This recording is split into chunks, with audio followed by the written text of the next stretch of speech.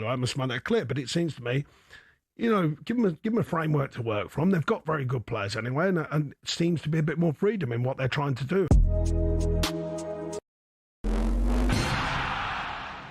The Lions. Real-life fantasy rugby. Bitter rivalries set aside in a quest to create the world's best team in weeks. There's nothing like it, but who on earth had the idea and how did it all begin?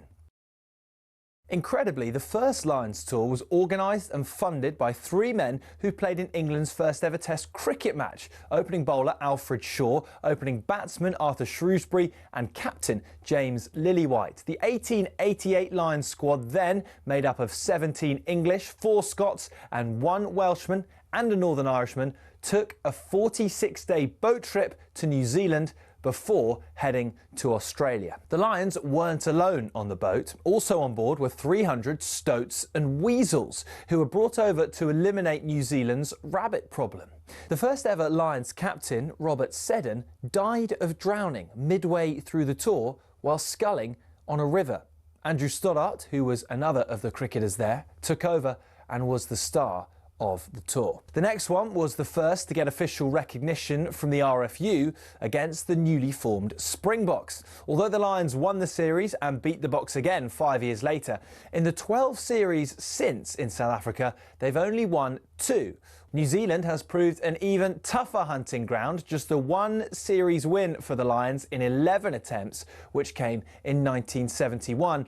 And then there was that nail-shredding drawn series in 2017, only the second in Lions history. Only once have the Lions clinched a series after losing the first test, 1989, when David Campese's infamous ghost pass was pounced upon by Ian Evans. Before World War II, the Lions had a dark blue strip, which on the 1930 tour forced the All Blacks to play in all white. So in 1950, the iconic red shirts, white shorts and blue and green socks combination was born. It remains the symbol of the greatest alliance of adversaries in all of sport. To borrow the phrase from Jim Telfer, the Lions is Everest.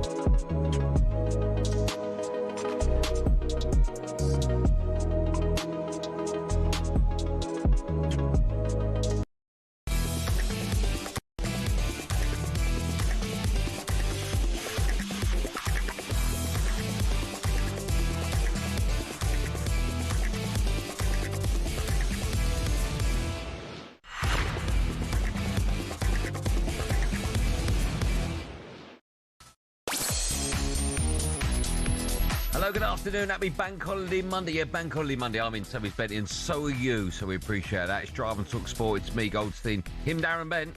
Today is going to be the day. I know that tune as well. Hey, don't just gloss over me like that. Oh, yeah. Ipswich back. Go on to town. Thank God it's a Bank Holiday. No one's listening. Go on to to this town. one. Right, Jiggo, we've got a show for you today. We'll look back on a great old night for Spurs in their relegation scrap. But what did you make of Villa making 7 changes? West Ham fans, how do you feel about that? As you drop back into the bottom 3, we'll also keep you right up to date with everything happening at the Bridge this afternoon. We're taking your calls straight after it, 03717 223344. Chelsea currently losing by 2-0. It's half-time. Michael Carrick secured the return to Champions League football to Old Trafford yesterday. Surely the job is his now, full-time. And Betty brings us his EFL corner as Ipswich return to the Premier League after being relegated because they just weren't good enough last time out. Ain't going to be no EFL corner, but Ipswich corner. Oh, we dropped the EFL corner. Ipswich corner. Surprise. All that plus Bentley has his tea time takeaway, and we'll bring you the build-up to our live and exclusive commentary tonight as Man City, what a game this is, head to Everton. Drive and Talk Sport, you can get involved, 03717 223344. We'll have a bit of that. Let me tell you in the snooker as well, it's the World Championship final. It's the penultimate session. There's one more frame to be played in this session. And it couldn't be more evenly poised. It's Sean Murphy, 12. Wu Yi's 12. And it's the first two. Darren, what's it, the first two?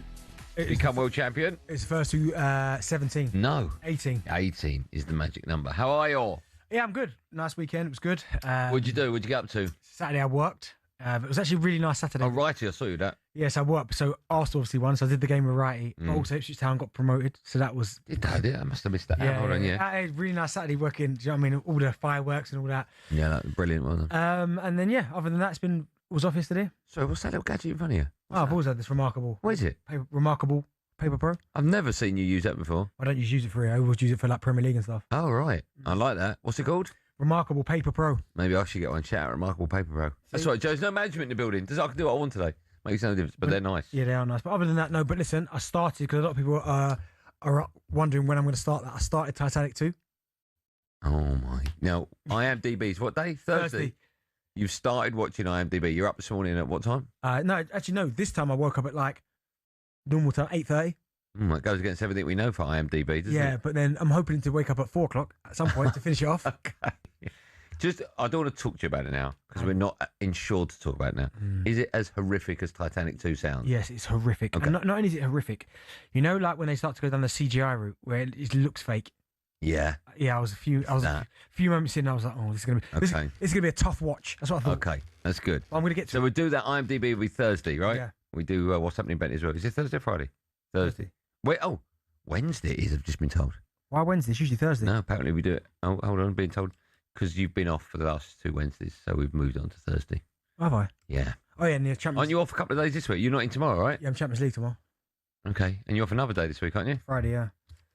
Is it half day? Is it? Hey, yeah, just a joke. But I'm still at talkSPORT. No, I'm still at talkSPORT. We're family. Well, where are you tomorrow? Where's your family tomorrow? I'm Friday. Emirates. Oh, right, okay, fine. Friday? What are you doing Friday?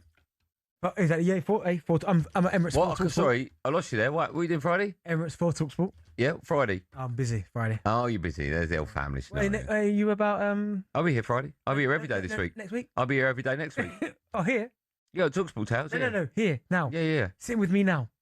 If you want to get in early, yeah, I'd love to. Right, we've got lots coming up today. Just quickly, I just want to get something on my chest, right? Because it is bank holiday money, so we can do what we want. Producer Joe, he's going to pretend that we've got time restraints on certain, but we haven't. I drove in tonight, or this afternoon, whatever time. Sorry, by the way. The sign you've left. I knew I meant to bring something up of you. I walked past it and went. Don't mention it. I won't. What? Don't mention it. I parked somewhere I shouldn't have parked, so I've had to put a sign on my dashboard, which works, by the way. If ever you need to park They it. are going to be fuming. All right, snitches get stitches. That's You right. don't need to. But that works. If ever you need to drive in, just write the same thing and stick it on your dashboard, all right? You're fine. But here's the thing. If you cycle in, so I drove into London. If you cycle in, right? Now, I'm not a big fan of cyclists, but we'll get through that. If you cycle in, I've got an engine in my car. You haven't on your bike. When we get to a set of traffic lights, don't pull in. Don't pull in front of my car and stop. Yeah. Because when it turns green, I can move quicker than you. There's no need. Just stay on the left or stay on the right. I don't care. But let me go first. It makes sense. You're holding up everyone in London. Yeah. It annoys. I don't get it. It's just pure selfishness, right? Isn't it? Why the drop? So Do you not think so? I'm a line biker, but I'm one of them. I wouldn't pull in front of your car. You wouldn't. So I'm stationary. Yeah. Light comes up the side of me on the left, upside. Still red, the light, and then just goes right in front, like turns right to sit right in front of my car. Yeah. And so when it goes green, I have to just sit there going like, go on. I mean, he's done well stopping at the red light, because I don't. No, a lot of them don't. I just go straight through. I know, but if you are a cyclist, right, please don't go in front of cars when. Just go on the left. Let us go. We've got the engine. Makes sense, doesn't it? Yeah, I always go to the left and just keep going straight. There you go. Because you're a good cyclist, Darren. Good cyclist. Right, we've got lots coming up on today's show. We'll have the second half, of course. We'll go over to the bridge quite often. More often if there's a goal or another goal. We've seen 2 in the first half. Quick word on that. Are you surprised Chelsea are 2-0 down? Yeah, they're having a horrific end to the season, Chelsea. I mean, again, players will get you the sack, but they're just not playing well at all. Missed penalty from Cole Palmer. Yeah, I mean, I don't know what's going on with him at the minute, because I mean, you've lauded him, called him a genius. He's been so far away from... I know he's had the injuries, I get it. But he's been so far away from the Cole Palmer that we fell in love with when he first broke onto the scene. Yep. And yeah, fair play to Forest getting results. But boy, I can't wait for their return leg against Villa. Well, that'd be huge. Be massive. Talking to Villa, we're going to start with them because they were absolutely terrible last night as they allowed Spurs to climb out of the relegation zone. And they could be about to lose their manager to Madrid. It's left-footed cross is a brilliant one. Richarlison is there. He's headed the ball in. Roberto De Zerbi runs onto the pitch in celebration. Richarlison, who's just headed the second goal, slides on his knees. It's finished here at Villa Park. Aston Villa 1, Tottenham 2. Emery's played pretty much 4 of the kind of what we would class as first choice tonight there, and I do think there's a lot about momentum. I'll be honest with you, don't want him to go. I think the Villa fans would be sorely bordering on devastation at Villa Park if they lost him. Yeah, I think they definitely would, Andy. Aston Villa, they were beat 2-1 at home by Spurs last night as Roberto De Zerbi's side climbed out of the bottom 3. Unai Emery made 7 changes to his side ahead of Thursday's Europa League semi-final second leg against Forest. They didn't even manage a shot on target until their 96-minute consolation goal. Reports today suggest Unai Emery, is high on Real Madrid's list to take over in the summer. Unai Emery spoke to talkSPORT after the game. He said his side just didn't turn up. We didn't perform, especially the first half like we planned, but today we faced Tottenham and they performed fantastic and they deserved to win. But we reacted playing, we reacted as well, dominating more, getting their box, having corners offensively as well, because the first half we didn't have corners offensively, and we scored 1 goal the last minute. But of course, everything matters, and the second half, how we played, I can feel is of course better than the first half, and try to get something positive. Listen, Villa were appalling last night. Appalling. 7 changes. What did you make of that? How would you feel if you were a West Ham fan when you saw that? Do you know what? It's one of them where I understand why he's made the changes, because they've got a big European game on Thursday. You'd think they would have had enough points in the bag to secure Champions League football regardless. But he's probably thinking to himself, well, I'm going to prioritise the Europa League because there's a chance of getting in the Champions League and winning the trophy. But, I mean, you look at the team that they picked as well. I mean, there's some good players in there, but there were some awful performances, and that's the problem you have. Now, West Ham played the day before, and West Ham's second half performance was shocking, so they've only got themselves to blame for that. So there's no point having a moan up at Villa about their performance, because first half, I think they hit the post 3 times in the first half. West Ham played well, weren't clinical enough, had a goal disallowed as well for offside which I thought was harsh. By second half, they completely capitulated and weren't good enough. So, unfortunately, yes, you could say the team that Villa picked, but take care of your own business from a West Ham's perspective. Yeah, that's fair. There were some really poor performances. I mean, Jadon Sancho, I don't know what's happened to him. At one point, he was one of the most exciting players in Europe when he was at Dortmund before you lot bought him. And when you lot bought him, I thought, oh my goodness, he was awful. Ross Barkley, I'm not sure he's a number 10 anymore. I think when you saw him at Luton, he was more of a deeper line player. So that would have made more sense. But they just didn't get going at all, Aston Villa. And to be fair to Spurs, they had the right energy, right personnel, and they just ran all over them. And they wanted it more. You can quite clearly see from the very first minute that Spurs, that win at Wolves, gave them all the confidence, and they wanted it more than Aston Villa did, and it showed. Spurs out of the bottom 3 now, just by a point. And for a long, long time, I've been saying they're down. I kept saying they'd survive. Don't think they're down now. I don't think they are either. And all of a sudden now, you look at the games they've got coming up, and they go to Leeds next, I believe. No, they've got Leeds at home. Yeah, Leeds at home. They play Leeds. I see them winning that. Yeah, me too. That energy. But it's not just that. It's I don't see West Ham beating Arsenal. No. So I'd expect Arsenal to beat West Ham. Then West Ham go to Newcastle away, who played well against Brighton. Yeah, they look, I won't say back, but they look better than they have been. And then they go to, I think West Ham after Leeds? that go, I think Leeds. So where's the Leeds game? What, for West Ham? Yeah. You got that in front of you? I can get for you, yeah. So the West Ham versus Leeds game. Good ad-lib. The last game of the season. Oh, yeah, good ad-lib. As we're looking, I keep pressing the wrong button. Oh, yeah. Oh, my God. It is. And the last game, yes, West Ham, as they play, is Leeds at home. They're playing Leeds at London Stadium. Yeah. So it's going to be... Spurs don't need to win. No, but I think Spurs will beat Leeds at home. I agree. And West Ham are playing Arsenal on the Saturday. Yes. Or was it Saturday or Sunday? They're playing but Spurs play on the Monday. 4:30 Sunday. Yeah, so Spurs play after. Yeah. So if Arsenal, which I expect them to do, beat West Ham, and Spurs go into that game against Leeds knowing that a win takes them 4 points. Yeah, I know. But fair, again, this is what me and you said it before so many times on this show. I know people talk about his quality. I'm playing Richarlison every week, man. Yeah, without a doubt. It's chaos. Yeah, it's just a pain in the backside. All the time. He's always there or thereabouts. Yeah, I agree. Right, well, listen, we'll take calls. We'll talk about Unai Emery to Real Madrid. Is it a no-brainer? Some Villa fans are saying he won't go. Gabby was one of them. I didn't really understand that either. 037172233. Tottenham fans, do you think you are safe? West Ham fans, do you think you're down? And also, West Ham fans, if you want a little moan up that Villa made, 7 changes and you think that's unfair, again, we would love to hear from you. So 3 reasons to pick up the phone. Let me just stress this, and I stress it whenever we work on a Bank Holiday Monday. predominantly people are busy on a bank holiday Monday, right? So I'm just being honest, the phone lines aren't as busy. So if you've ever thought, I'd love to get onto talkSPORT, but I just won't, today's the day you want to make that call. If you've never phoned talkSPORT before and you want to come on and say, first time caller, today's the day you'll get on. Okay, so if you want to talk about Villa, West Ham or Spurs, pick up the phone. You will be next. My switchboard is completely clear. 03717 22334. It really is fastest finger first. If you dial that, you'll be next. Live on Drive on talkSPORT.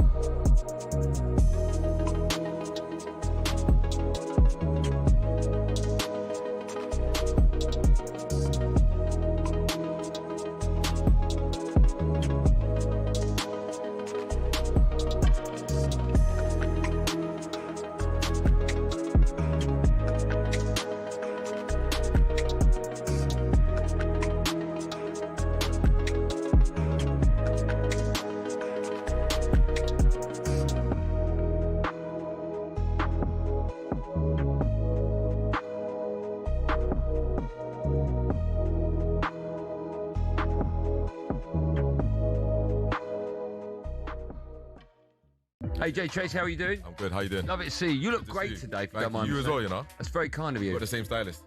Have you? Yeah, we do. Have Yeah. you? We do. Yeah, we do. Yeah, we do. We're part of an agency, which is something, you know. Yeah, we were very close to wearing the same.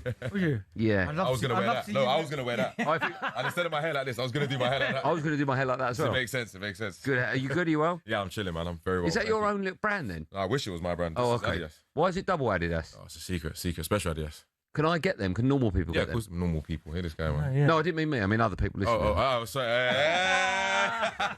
Cheeky. What have you been up to? Last time we saw you was about 2 weeks Chilling. ago. Today, I went by the Adidas office, got some bits, got some clobber, so I can look good for you lot. Can we Obviously, do that? Of course you can. How do we do that? Of course you can. I'll put you in touch with a guy. I know a guy. That's nice. And then, came to see you guys, and I got a song dropping after this, so a busy day. Oh, So- what do you mean after this? Yeah. Literally, after this is aired, the song will come out an hour after this.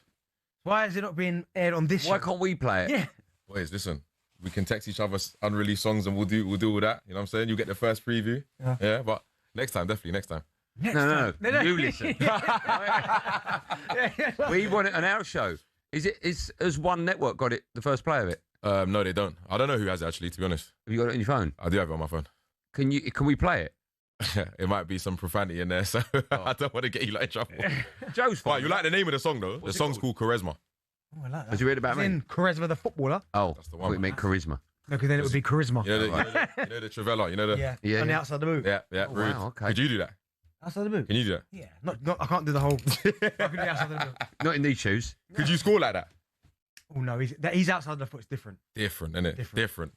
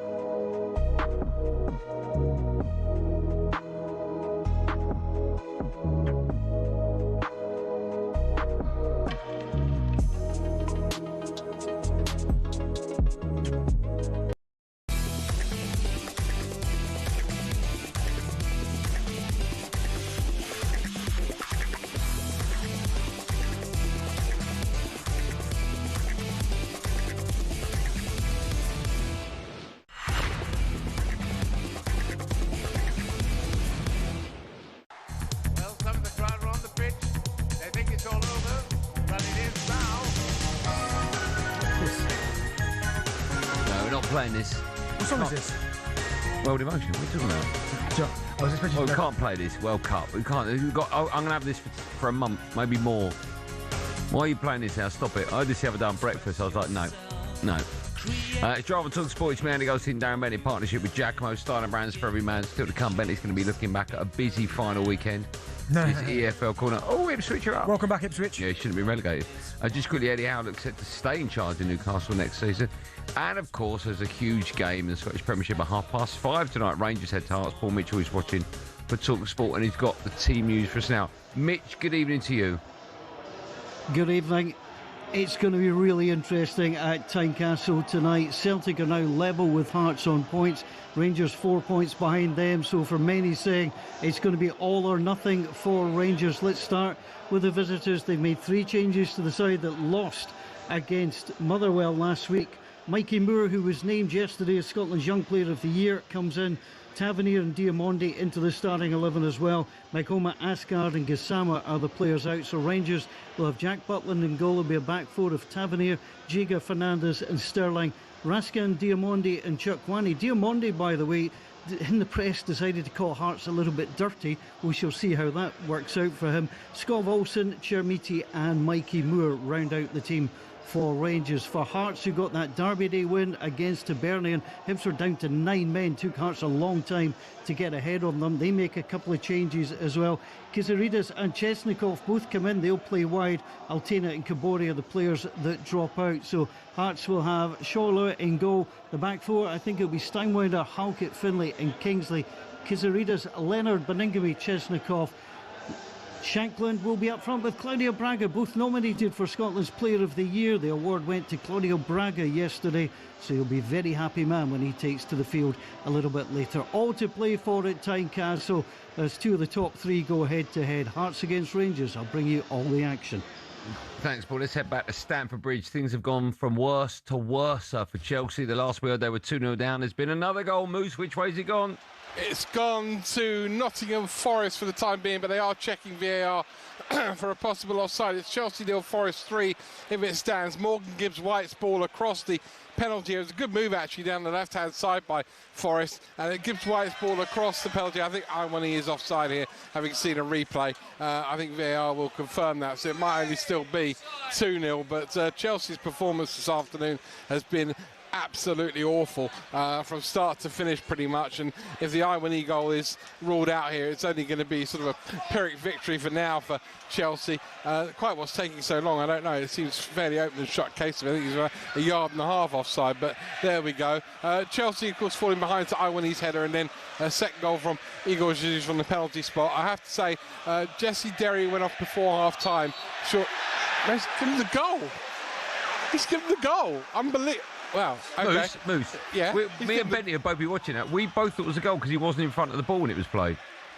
It looked to me like he was a yard offside, and I have to say that it must have got a touch off something off the player. It looked to me. I've only seen one still replay, and to me, I think he looked a yard offside. Well, anyway, it's 3-0, and it has gone from bad to worse. Let me just quickly update on Jesse Derry, Sean's son, who went off before half-time after a horrific clash of heads with Zach Abbott of Forest. He was given gas in there on the pitch. That's been confirmed to me, and it's also been confirmed to me that his eyes were open and he was conscious when he was taken down the tunnel, which is a good sign, hopefully, at half-time for him. Forest lead 3-0. Iwani was onside. Moose, we just saw this still image of the automated offside, yes, and he was miles behind the ball. It's actually, I was with you, I thought he was offside, but he was miles behind it. Fair enough. Well, all I can say is that it's bemused. The Chelsea fans who saw the still on my screen were all celebrating, thinking it was going to be offside, and other journos in the press box too. But listen, I mean, what it does do, basically, it means that Leeds and Forest are safe. It's either, well, it's just West Ham basically going down. But what a result this is for Forest this afternoon, ahead of their Europa League semi-final second leg on Thursday. It's Chelsea 0, Forest 3. We've got 10 minutes second half gone. Some Chelsea fans are probably already leaving. In fact, I can see some leaving away to my right-hand side. Thanks, Moose. Unbelievable result for Forest. I mean, Forest recently have got some big results in. I mean, and I think what's good about this, and this is where, again, for Aston Villa, and talk about mentality, Forest made loads of changes, but their players showed up with the right attitude, and that's why you get this level of performance. And he's been able to bring on the likes of Gibbs-White, to obviously that Elliot Anderson's there, some real quality. But That's the problem we've got. There's no point if you're West Ham moaning at Villa because they made the changes. But this is what happens when you make changes. You've got 38 games to get it right. There you go. Yeah, I agree with that. I can understand why West Ham fans would be a bit disgruntled, but yeah, at the same time, West Ham need to do their job. Exactly. Right. Let's speak to Dan. He's a Spurs fan. Hi, Dan. Hello, you're right. Good, man. How are you today? Happy Bank Holiday Monday. I'm What are you doing? Good. What are you up to?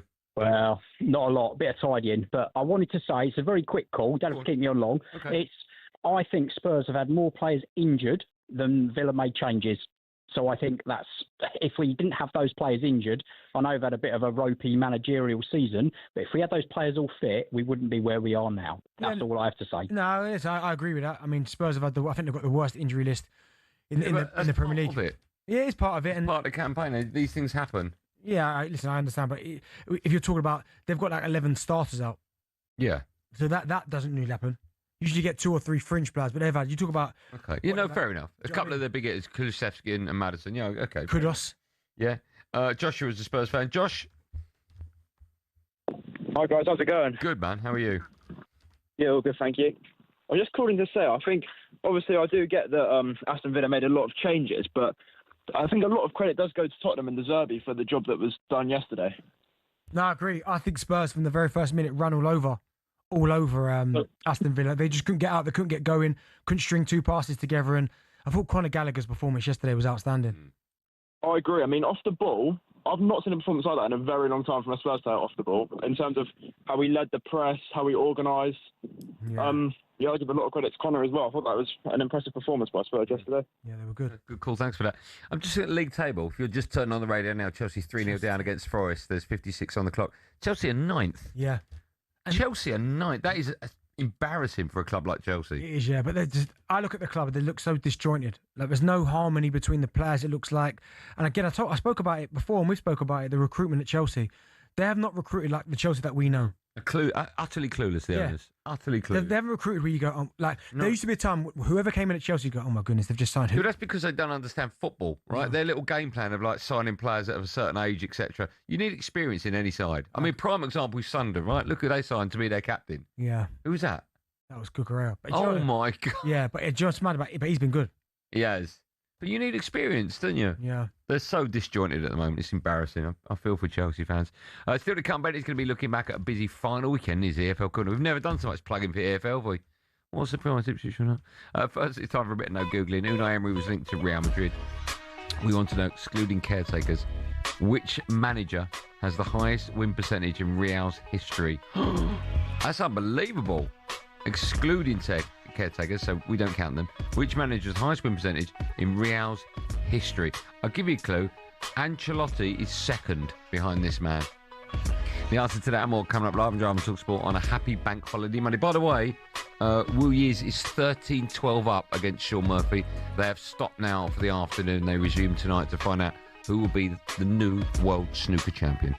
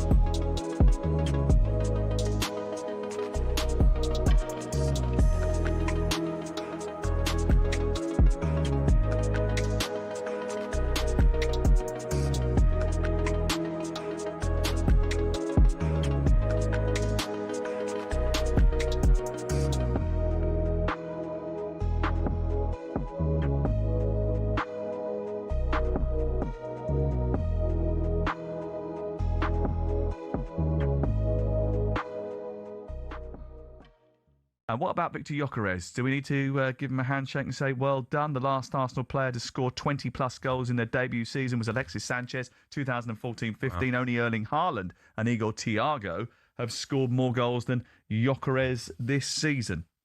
Yeah, I guess if you're still being ultra critical, you would ultra critical. Is that a word? Hypercritical. You would say ultra critical. There you go.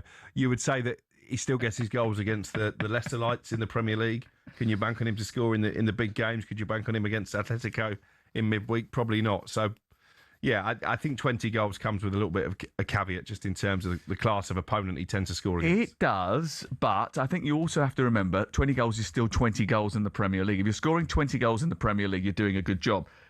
Even though they've come against Leeds, Nottingham Forest, Burnley, Everton, Leeds, Sunderland, Tottenham, Everton, Bournemouth and Fulham. Does that dim the achievement then?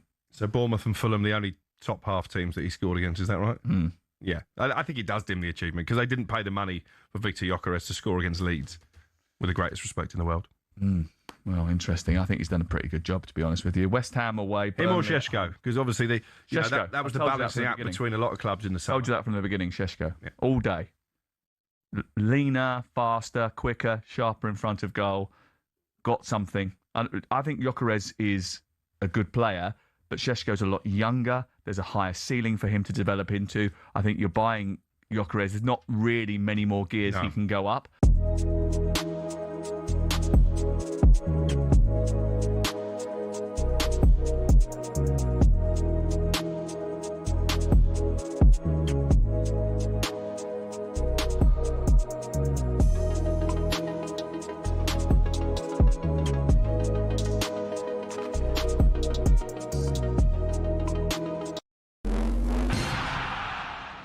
When was the last time you saw someone score with a knuckleball free kick? We're going to take a look at why we're not seeing them anymore and explain a bit about how they work. The knuckleball peaked in the 2010s after that Ronaldo strike against Portsmouth in 2008 inspired academy players everywhere. Here's a young Mason Mount. I tried to base my free kick on Ronaldo, hit the ball by the valve and it moves. So what do you do? Top corner. Now, no ball is perfectly aerodynamic, so as it travels, it creates ever-changing pockets of turbulent air, causing that unpredictable movement. Football's most prolific free-kick taker, Juninho Pernambucano, perfected the technique, but didn't invent it. He was inspired by players from the 90s and even the 50s. So how do you do it? You have to hit the ball head-on with as short a contact time as possible so the ball doesn't spin. Hitting by the valve helps with that short contact time, as it's the hardest part of the football. So why don't we see knuckleballs much anymore? It's because players are being told not to shoot from dead ball situations because the XG is so low. In fact, as Opta shows here, since the 08-09 season, there's been a 10% reduction in players shooting from free kicks in the Premier League. And in 23-24, a record low of 11 free kicks found the back of the net. And the knuckleball, though spectacular, is imprecise, which is why it's becoming a thing of the past.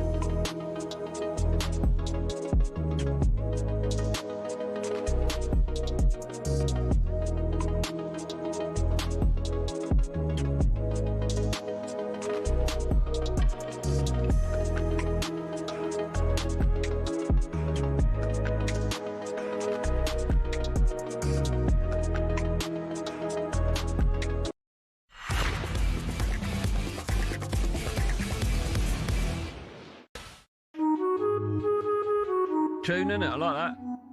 Who is it? Stormzy. Oh, what's it called? It's that one. Shut up. I was only asking. Oh, it's called that, is it? Good album, this, isn't it? Me. That's it. That's what I was saying. Shut up. That's my name on the tweet. Hey, rude boy, shut up. Keep going. Oh, no, I guess a bit... Shut up. For the ask a question, excluding caretaker managers, which manager's got the highest win percentage in Real Madrid's history? It's not Carlo. So Carlo... Zidane. What? Zidane. I'll give you 5 guesses. You won't get it. No. Right. Real Madrid managers. Del Bosco. No. Did he manage Real Madrid? Right, okay, it's not him. Haasfrim. I'll give you, not a clue, but Ancelotti was 74. This geezer's 75%. Shut up. No, there is it. I'll give you a clue. Man City. West Ham. Pellegrini. Really? Wow. Bizarre, isn't it? Still to come, Bentley's going to tell us what he's been serving up in his tea time takeaway this week. We got to do this, Joe. It's Bank Holiday Monday. Do we? It's McDonald's, isn't it? You have to. Oh, yeah, we do have to do it, yeah. Time to take a look at the latest EFL action. Oh, Ipswich. In partnership with our wonderful friends at McDonald's. Bentley's EFL Corner on talkSPORT with McDonald's. Got big McDonald's hunger? Order delivery on the McDonald's app today. From 11 a.m, 18 plus. Fees apply to delivery orders. Subject to availability. Price may vary. Time now for the return of Bentley's EFL Corner, where Darren Bent sat to my left, former Ipswich player, Ipswich Hall of Famer. Thank you. Takes a look back at a busy final weekend up and down the league. Let's start with Hull. No, let's start with no Hull. Okay, let's talk about the playoffs. No. We're starting with Ipswich 3, QPR 0. The boss, Kieran McKenna, spoke to talkSPORT after the game. He was asked how it feels reaching the Premier League because, of course, he got relegated from it last season. This is what he said. Yeah, it's a lot of the same emotions, a lot more similar than different. There's probably a touch more relief to this one, really. The last one, it was just an incredible journey, once in a lifetime for everyone involved in it. This one's been a little bit different, but just as difficult, if not more so. So, a real relief to win it on the last day and to see everyone happy and not disappoint everyone. Well, I'll be honest, right? Well done. Thank you. Well done. I'll tell you why well done. There's so much pressure on every side when they get relegated to get back into the Premier League. It's so difficult to get out of the Championship. I did feel as though he and Ipswich had probably more pressure than any other side in the Championship. So to go up automatically and avoid the playoffs, well done, Ipswich Town. Yeah, absolutely brilliant. But I think the start they made against QPR is what settled everyone down, because when you score after 3 minutes and then 9 minutes, straight away, that takes the energy out of the game. The fans are up. And then also your rivals, Millwall, when you hear the noise of supporters, because you get that effect on the last day of the season where it's like, you can hear the groans, the rumblings. They would have heard the noise. Ipswich went after 3 minutes and then 9 minutes.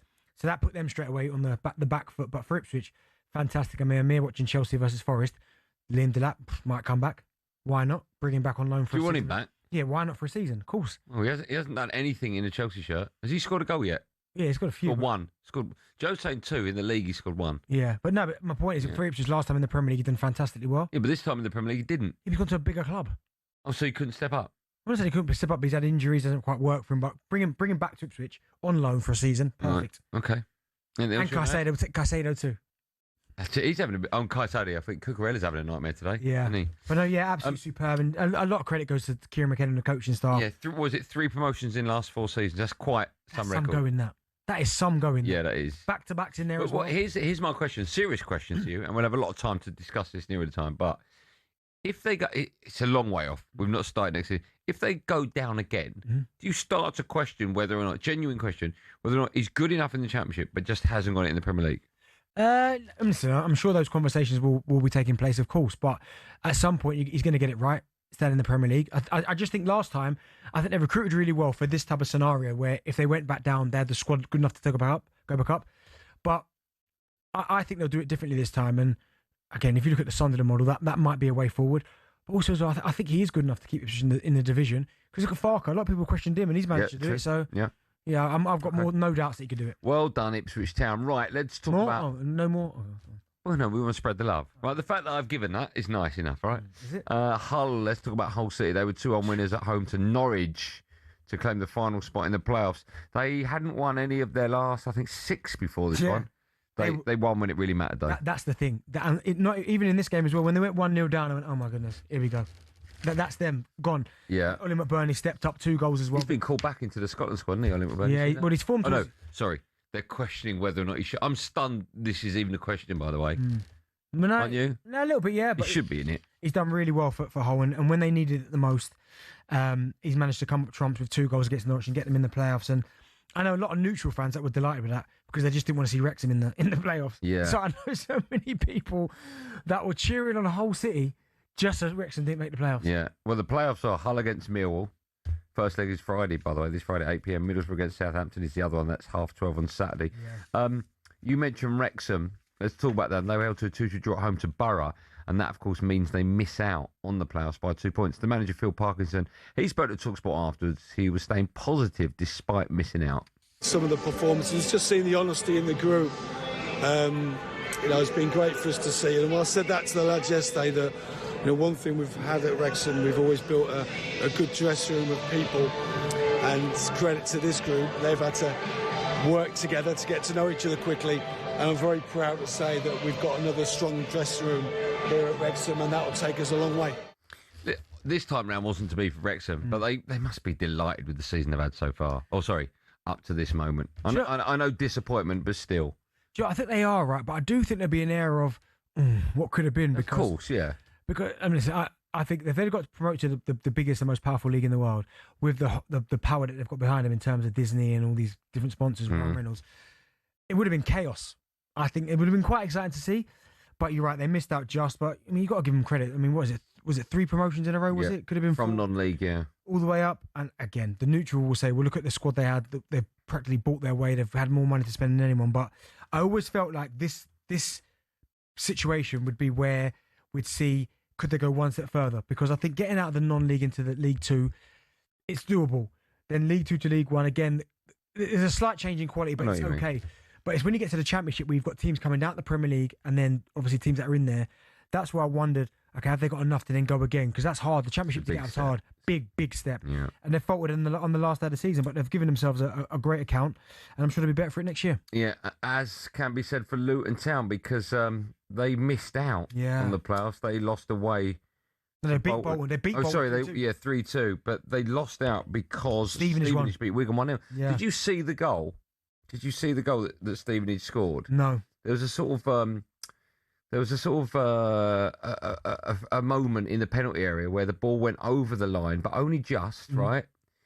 And the referee gave it, and you can understand why, without VAR, that Luton would be unhappy with the fact that the goal was given. Now, I've watched that goal about 4 or 5 times. I do think it did cross the line, but I do think when you get to this level, when this was a goal, Chelsea have pulled one back. Is he giving it? Yeah. I do think when you get to this level, right, and the amount of money involved, to have a team miss out on the playoff and to have a team get to the playoff because of there's not even goal line technology. I don't know why that doesn't exist in. Yeah, the VAR, no, I don't mind if without it. The goal line technology is probably we could have that. Yeah, it was offside, I think. We could have that. The goal line technology might be the one where you go, oh, they probably need it. Yeah. But Jack has been on an incredible run. I mean, he had the little bust up with the supporters a little while ago, but you think he's lost once in all comps, right? Yeah. Since March the 7th. Right. That's unbelievable run. And not only that, he's delivered a trophy. They won the EFL trophy as well, so he's done a phenomenal job. Let me just quickly go to the move. So João Pedro has scored a goal. He's pulled one back for Chelsea, but they're just checking it. It looks offside. I think he's offside, Moose. I'm going to go with what you two are going to go with after my horrific error last time out. Ball came in from the left-hand side. He had one shot. He was onside initially. I thought he was onside initially for his shot. Then when the ball comes back to him, that's when I think he's in an offside position. He dives to head the ball home. They are checking this. I mean, it's been a very... By the way, the incident came to me before with Morgan Gibbs-White and Sanchez. Both had to be substituted, but both were able to walk off the pitch. Although I have to say that Morgan Gibbs-White, I'd be amazed if he actually knew where he was this afternoon. It looked like he was very groggy indeed. Regarding this offside incident, Anthony Taylor is waiting by the centre circle as to whether or not Chelsea have got one back. If they have, it's Chelsea 1, Forest 3. If they haven't, then it's still Forest well in control. But the fans are clearly telling you what they think of VAR. At the moment, we're still waiting. But what do you two think? Offside or onside? I think it's probably offside slightly. I think so. Yeah, it is offside. It's given offside. Moose, what's the atmosphere like from the Chelsea fans in there? Because they must be absolutely seething in what they're watching.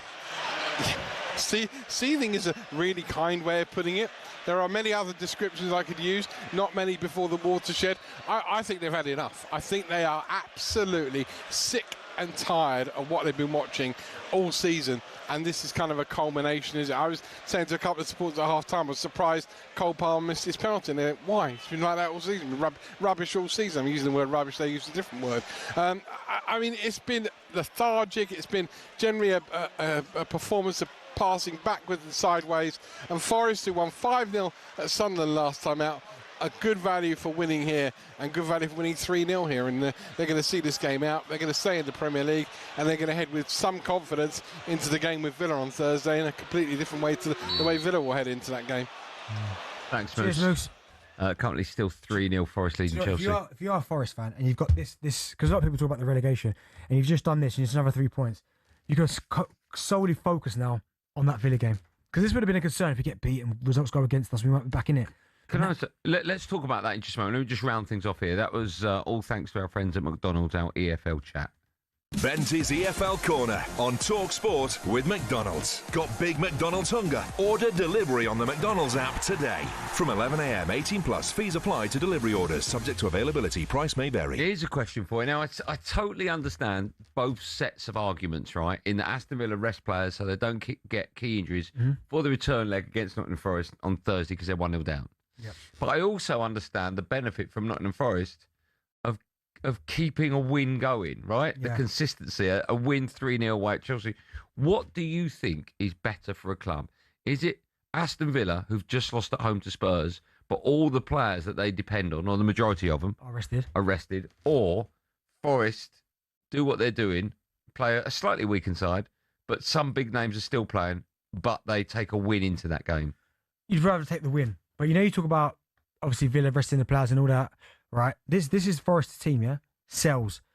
They've got Abbott, right back, never plays. Abbott, Cunha, Morato, Nets, Dominguez, Yates, Bakwa, Jesus, Igor Jesus plays a bit. So they've made those. McAtee, Awonyi. These players never play. All the big... have they not put some big hitters on? Yeah, but then obviously Morgan Gibbs White's come off. But yeah, they've changed a couple of big hitters. Like they've brought on Milenkovic, Elliot Anderson, Morgan Gibbs White, Nico Williams, Chris Wood.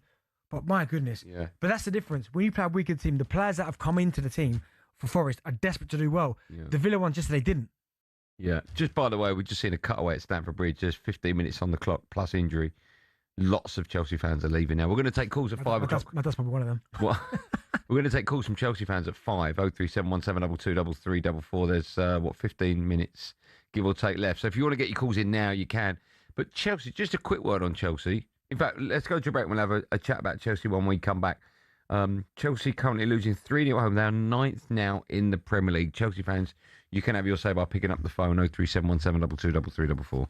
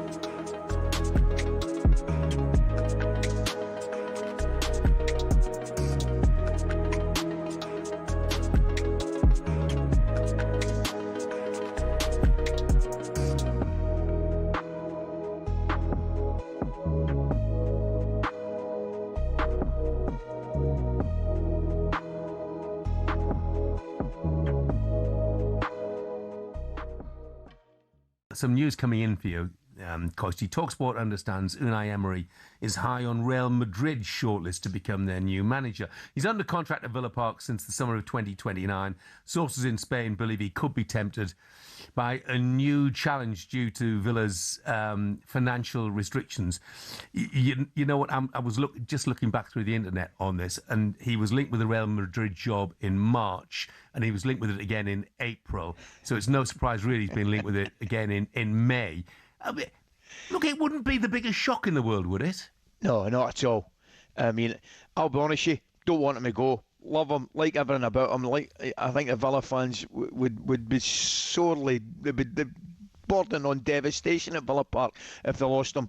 But you know, Sam, there's the naughty part of me would love to see him handle Mbappe and Vinicius Junior and those boys. Do you know what I mean? I think that would be really, really interesting. And there's no surprise because he is top class. Listen, he was disappointed with the level of performance his team put in yesterday. But why would he not come into their thinking to be their next manager? Because he certainly has proven it at just about every level. Arsenal aside, he has been absolutely fantastic. But Jeff, I want him to stay. I mean, I just wonder whether that experience at Arsenal will make him feel, rightly or wrongly, that he still has something to prove within the game. And that Real Madrid is, in many respects, the ultimate challenge, isn't it? Because of course, so many have tried, so many have failed.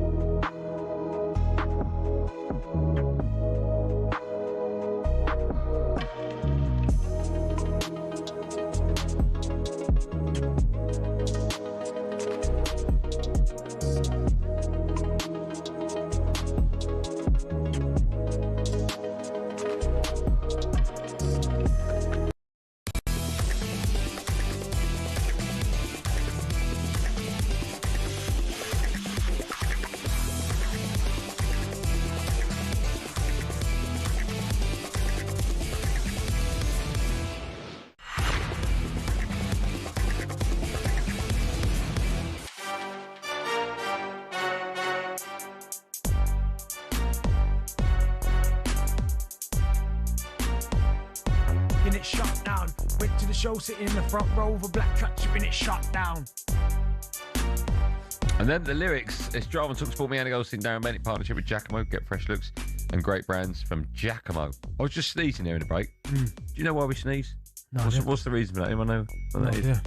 There's a tickle in your nose, is it? Is that what it is? Still to come, we'll be asking whether you'd have Carrick at your club if Man United don't hire him. Good question. Would you? Would you give him the job? Well, my club is Man United. I'd give him the job, yeah. I think it's a no-brainer now. Just quickly, Bahel closing in on signing Bernardo Silva on a freebie. Coventry gaffer Super Frank Lampard wants to sign Ross Barkley this summer when his contract with Villa expires. Right, shall we look ahead to the last and final evening session of this year's World Snooker Championships with our wonderful friends at Pluto TV? I think we shall. World Snooker Championship final preview on talkSPORT with Pluto TV, home of Snooker 900. Fast, free snooker you can dip into at any time. Stream now, pay never. So it's all very exciting, okay? So the final of this year's World Snooker Championships, the first to 18, the best of 35, it will finish tonight at some stage. I think it'll be a late finish, actually. It's the race to 18, as I mentioned, best of 35. It's currently Sean Murphy 12, Wu Yi's 13, Benty. Wu Yi's, yeah? Wu Yi's. Now, Sean Murphy has been a world champion before, a long, long time ago.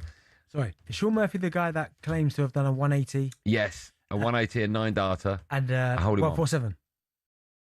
Yeah, 147. Yeah. A 9 data and a hole in one. Yes, That's he does. Yeah. I'll be honest, the 9 data is very questionable. I watched him throw darts before and I was a bit like... He took someone's eye out.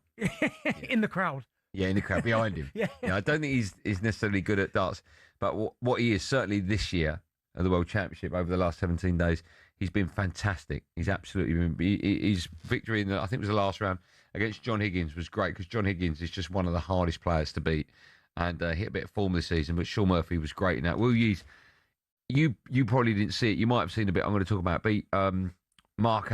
Is it Mark Allen the round before? And then Mark Allen had Mr. Black. Oh my goodness. I don't know how you come back from that.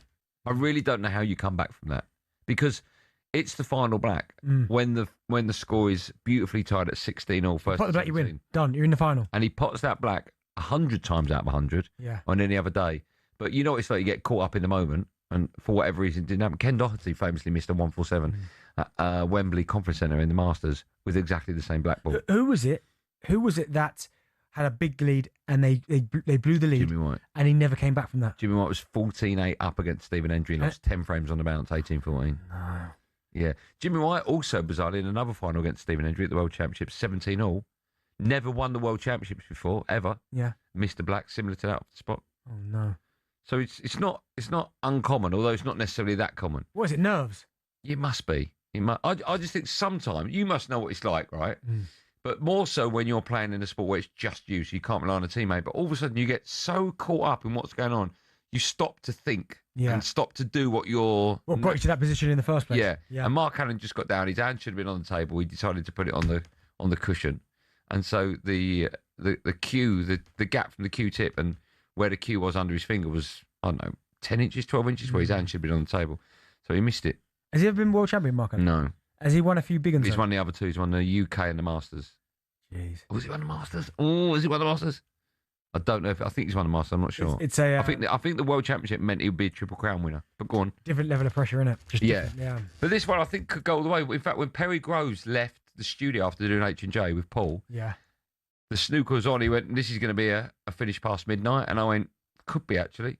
It could. I doubt if it will because the players aren't necessarily slow anymore." Yeah. By the way, you know when we were on air the other day, and Mark Allen was playing Wu Yi's, and that frame, what was that? That frame kept going on and on and on. That was the longest ever frame in snooker history. I'm not surprised. You know what? I was at Premier League on Saturday. Yeah. They were talking about it, sending the most ridiculous frame of snooker I've ever seen. Minutes. Really, and that stupid bit where all the reds are in the corner. Yeah. And the ref should have just gone. We could only see it, we couldn't hear it. And I was saying the ref should go up to him and give him 3 more, which is eventually that's what he did. But afterwards, I was listening to Steve Davis, and he said it's such an embarrassment for snooker, that frame. Yeah. Because the ref should have gone, listen, I don't care what the score is.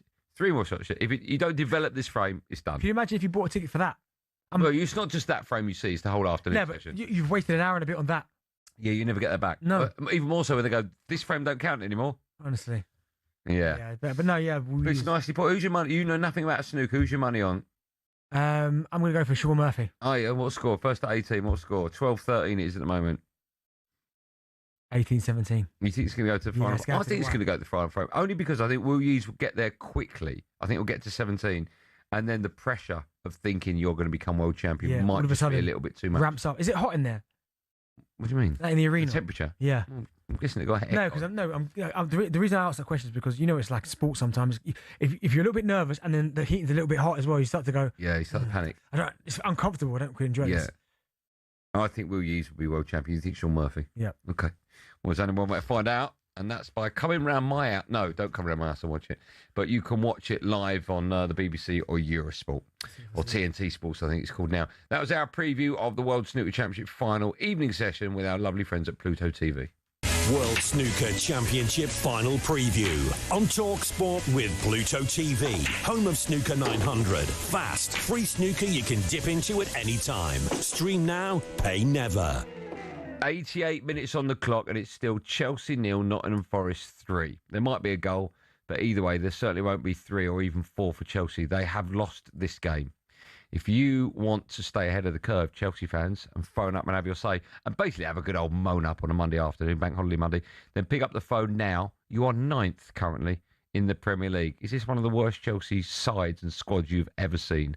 03717 223344. Forest fans, of course, you're pretty much safe now. I think you are safe now, actually. 03717 223344. Forest and Chelsea fans, we will take your call live on Drive on talkSPORT right after this.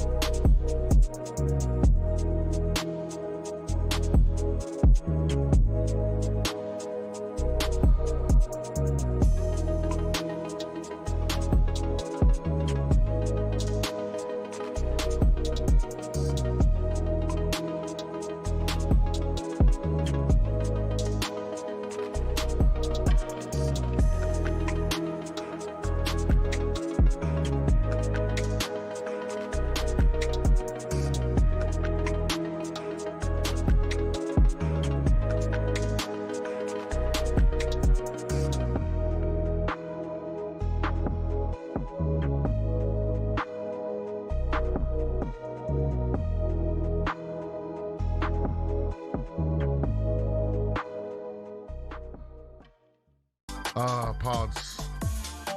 I am relieved. Do you know what's funny? Obviously, being on this incredible station that we're part of. Yes. I meet lots of people out there say, I love you and Pards on a Sunday. But the Spurs contingents, they look at me as like, are we going to stay up? When people ask me, are we going to stay up? It's like, I've got the answers. Yeah. They think like, I'm telling you, I've been saying it on Inside Spurs. I have to say, when I go to games, that's the main question I get asked. Because who's it going to be, Spurs or West Ham? On the Inside Spurs podcast, I've been the positive one. Abby, Sonny, I'm talking about you too. Negative Nellies. Negative Nellies, right? You can't have it, mate. You can't have it in a relegation fight. I said it on the podcast this week. Do you remember Euro 96, the night before England-Scotland? Yuri Geller was on Fantasy Football going, if there's a penalty, we move the ball together. Don't touch the ball. About Yuri Geller. No? No, I've told you, I've got history with him. We got history at Reading, me and him. No, I'm not going to go there. I want to talk about Spurs. What a performance. What sometimes you bring in a manager and he earns his corn. I'm not being funny. Tudor, right? He wouldn't know what going to Villa would be about, really. No. You know, he's seen it on the TV, but he hasn't experienced it. Of course, De Zerbi's been there. He knows what's going to happen. He knows where they are. They've played a European game. He knows he's got to put a performance of experienced players right on it and give them not an inch. And that's what they've done. Yeah. And then did it brilliantly. Played Gallagher in the... Aguero, Solskjaer, Deeney, Watkins. Sure, you know all about those last-minute goals, but have you heard the one about the on-loan goalkeeper who saved his temporary employers from disappearing out the Football League and into almost certain financial oblivion? Back in 1999, Carlisle United, managed by Nigel Pearson, were fighting to stay in the Football League. Carlisle's finances were precarious with a capital P that season, leading to a scenario where, with 3 games to go, they had to ask the FA to sanction an emergency loan deal to bring in a goalkeeper. Swindon Town's Jimmy Glass arrived at the club. His efforts in his first 2 games earned the Cumbrians 2 draws. Those vital points meant that Carlisle went into their final game of the Division 3 season, now League 2, needing to beat mid-table Plymouth Argyle in front of their own fans and hope their relegation rival Scarborough didn't win against Peterborough at home. The game at the McCain Stadium finished 1-1, and with the same scoreline at Brunton Park deep into injury time, Scarborough's fans invaded the pitch en masse, believing their Football League status was secure, convinced they'd done enough to stay up. However, there'd be one more plot twist. Carlisle won a corner in the dying seconds, and up came Jimmy Glass. In one of those you couldn't make it up moments, Glass scored from a rebounded header and was promptly swamped by teammates and thousands of fans who quite simply couldn't believe what they'd just witnessed. As for Jimmy Glass, he became an overnight celebrity, but he never played for Carlisle again, and his playing career never really kicked on after that defining moment. He took on various jobs outside of football before finding his way back into the sport as player liaison officer at Eddie Howe's Bournemouth, and most recently the general manager at non-league Wimborne. Not the fairy tale ending to one of the most Hollywood moments in football, but the name Jimmy Glass will live on forever as the scorer of that goal, arguably the most important in any club's history.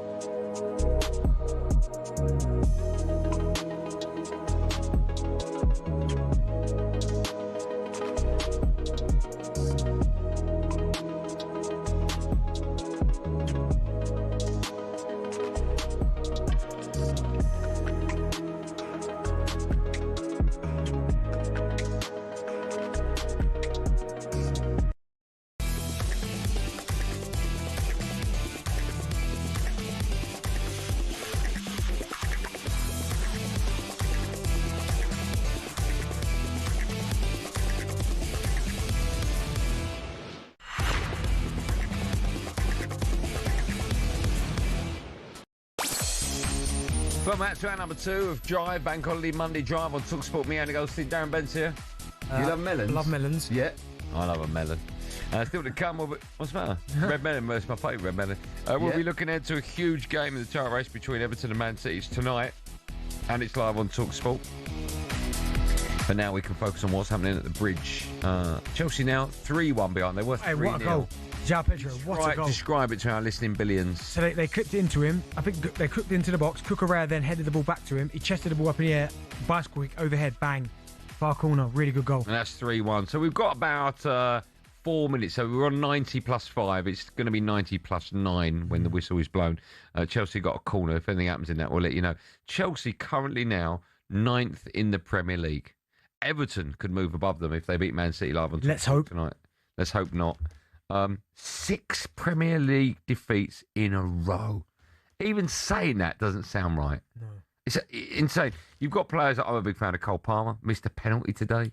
That would have got Chelsea back into the game at 2-0. What's happened to him?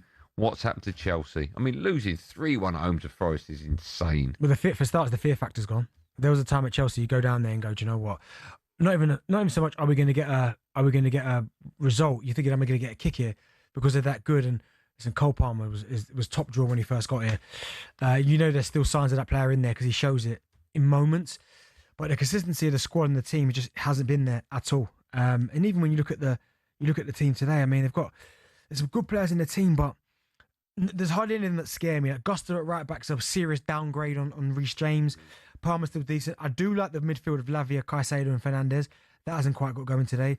Obviously, the young kid, Jesse Derry, which we hope he's okay and he's okay. After that horrific injury, it looks like he's sustained, so we hope he's okay. Cucurella has been brilliant, but his standards have slipped. And I think, unfortunately, because you haven't got that much experience in the squad, you're finding a situation where you've got no one in the squad that's almost like, lads, what are we doing? Like, our standards are better than this. Like, and all it takes is one player. If Thiago Silva was still in the squad, this wouldn't be happening. Yeah. Like, it just wouldn't be. The old pro, I agree with you. He wouldn't allow it to happen. He'd be like, no, hold on. We're Chelsea Football Club. We have standards, and this ain't the standards that we set. But at the minute, it goes from bad to worse from Chelsea. I mean, he might be, from morning, I'm going for another goal.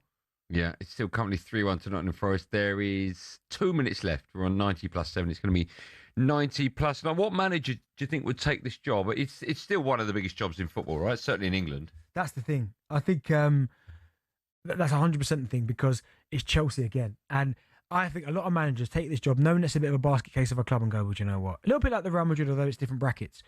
You take the Real Madrid job because you think, I've got to take it because it may never come up again. But the worst comes to the worst and it doesn't work because ultimately for these managers, it doesn't work if you analyse what they've actually got to achieve when they're at the football club. You can always fall back to a decent standard size club. So you go to Chelsea, it doesn't work. You can still fall back at most of the Premier League. Do you know what I mean? So, but bad sign of affairs for Chelsea. Yeah, it's currently Nottingham Forest 3, Chelsea 1. There's about a minute left on the clock. And also, you can have your say by picking up the phone and dialing in 03717 223344. We've got just under a minute left. Let's head back over to Stamford Bridge because Ian Abrahams, the Moose, has been watching all afternoon. Moose, about 50 seconds to go. Nothing really is going to change in this, even if Chelsea do pull one back to make it 3-2. A defeat is on the cards. That leaves them 9th in the Premier League. They have been appalling this afternoon, but take nothing away. It's a great 3 points for Forest, isn't it? Great 3 points for Forest. Still Chelsea 1, Forest 3. 2 goals for Iwani. The first a header on 2 minutes. Second he slid in the second half after Gibbs White on as a sub, who then went off injured. That's the only down point for Forest this afternoon. Losing Gibbs White. Looks like it was a concussion injury, so that would rule him out of Thursday. We'll double check though with Vitor Pereira afterwards. The other goal came from Igor Jesus from the penalty spot.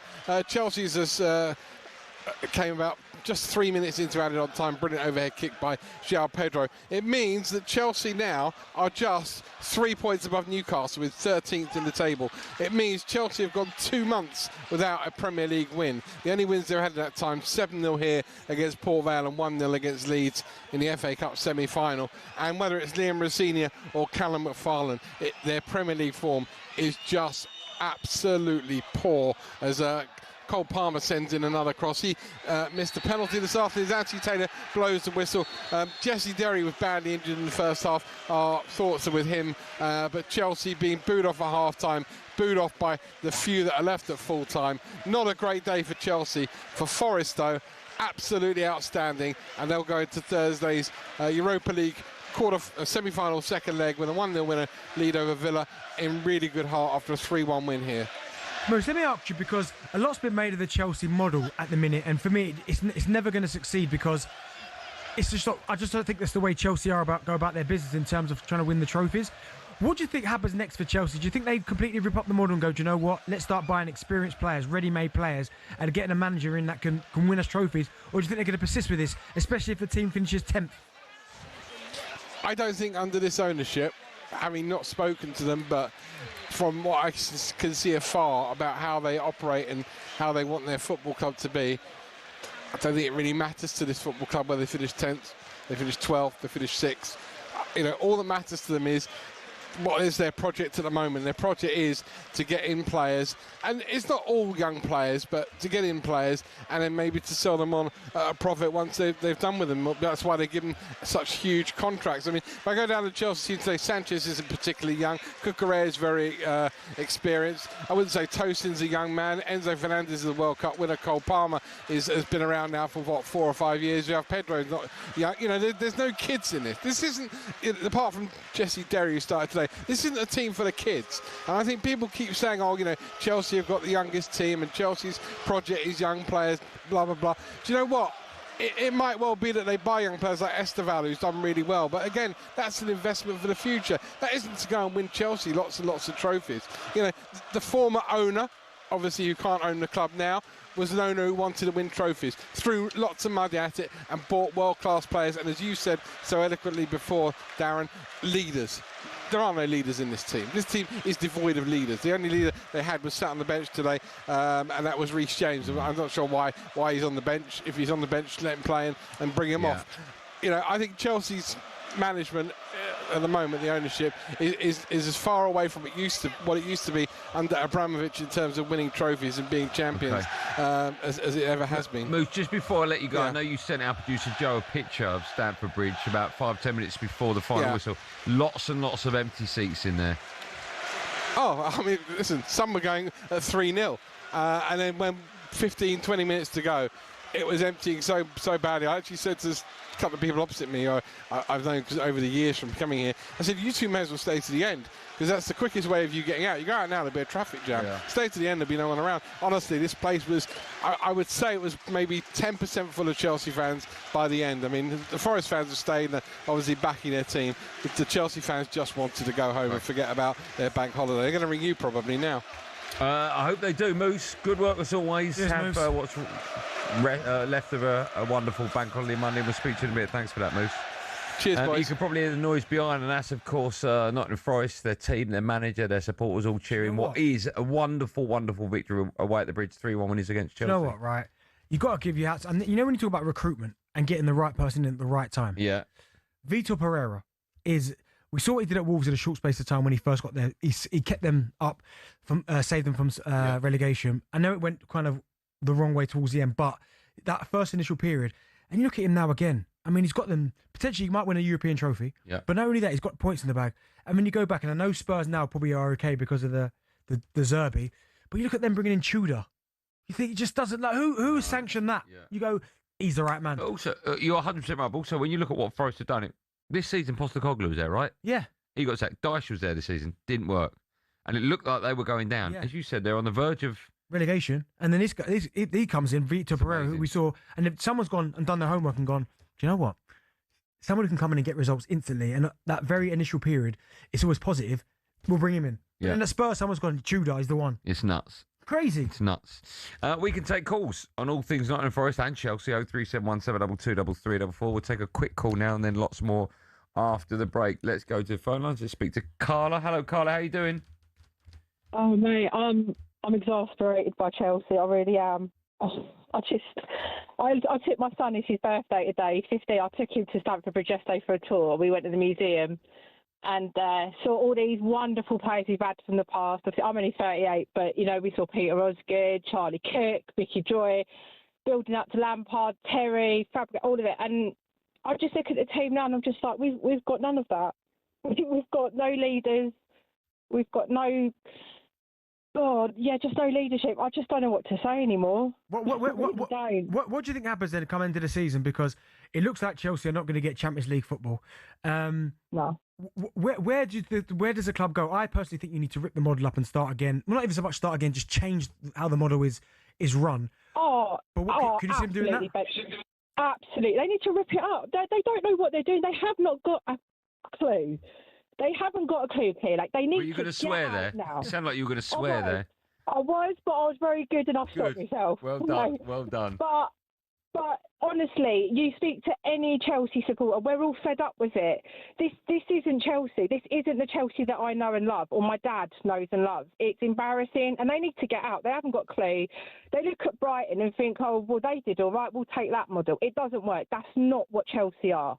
We are a successful club. We are better than this. Do you know what as well, Carla? I had no problem with Chelsea when they used to just buy all the best players, get all the best managers. Do you remember people used to moan about it? I don't really like this model. How can they have that manager for a year and a half, sack him, bring the next one in? I bet they'd pray for them days back. Yeah. I've said this a million times before. People who are incredibly successful in other businesses have no understanding of what a football club is like to run. No. They have no idea of how to run a football club. Because the people that have bought into Chelsea and spent hundreds of £1 million will just see spreadsheets and think, if I buy it for that, I can sell it for that. I might make. It's not about that. It's not about buying and selling. You need success on the field. It's that simple. Do you know what? It is that simple, and that's where you have to, and I get it. The reason he's no longer there, and I can understand that. But when you look at Abramovich at Chelsea, what he did for that football club, he didn't really care about all the... Yeah, but that's rare, D. You are right, but that's rare that you get an owner that doesn't care about how much he spends and just wants to win. Wants to win, wants the team to be successful. And even when you hear players talking about him in terms of you rarely saw him, you see him a little bit here and not there, but every single match he's there watching his team. I bet they'd love to have him back. Yeah, these guys haven't got a clue what they're doing. They haven't got a clue what's going on. It's insane. I've always said this, the fact that they've put all these players on 7, 8 and 9 year deals and no other Premier League club has gone, well, that's a good idea, and copied them. The fact they haven't done that, that's alarm bells, isn't it? Yeah, I think so. Well, Chelsea have just lost another game. They're ninth now in the Premier League. Chelsea fans, you can have your say by picking up the phone. Obviously, Forest fans, you are incredibly close to staying in the Premier League for another season, so you can have your say on that. We'll take lots and lots of calls in just a moment.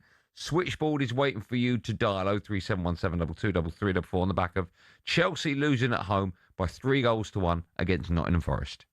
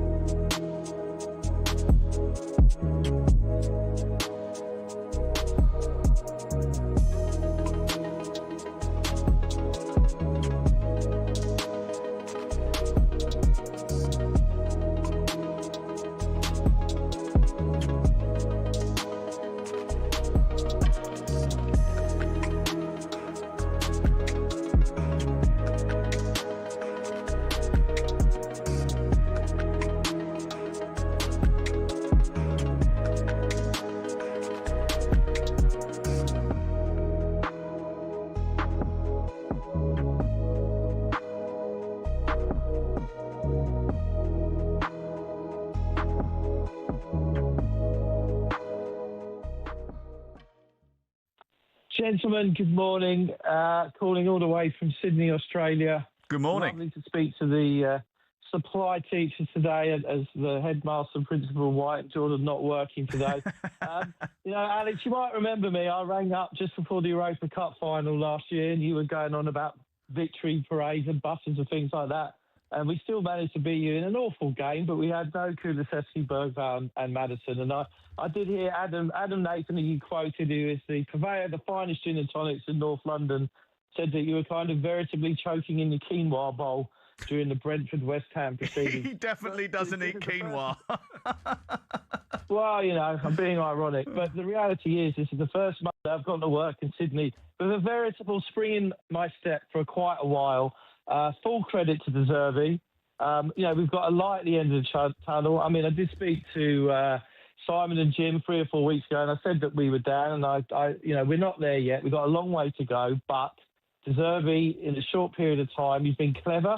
He hasn't imposed De Zerbi ball on them. He's gone about with the vibes, as the kids would say, boosting the morale. And, Tudor, much for lines. We got them running and fitter again, and he gave them a base for De Zerbi to play the way that they did yesterday. So, and that's for all the West Ham fans crying into their jelly deals this morning. You know, as other messages that you've got, we've got 7, 8, 9 players out injured. Crystal Palace were out boozing it up before they played West Ham. So there's no excuse, really.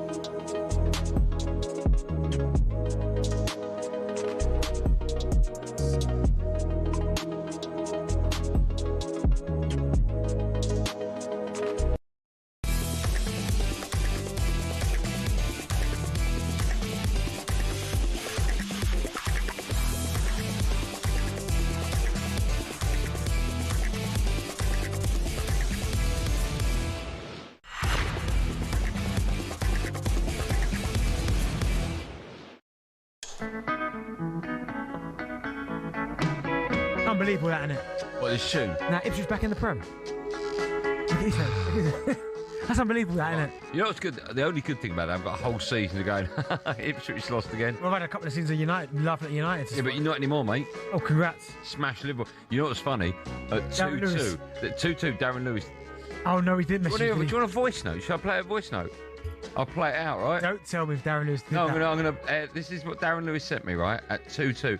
And I said to him, why have you gone early? This is what he said, ready? This is Darren Lewis to me. There's no swear words, is I don't think there's swearing. Have a listen. Don't think. Tell me you're not going to lose after we gave you a 2-goal start. That's what he said, right?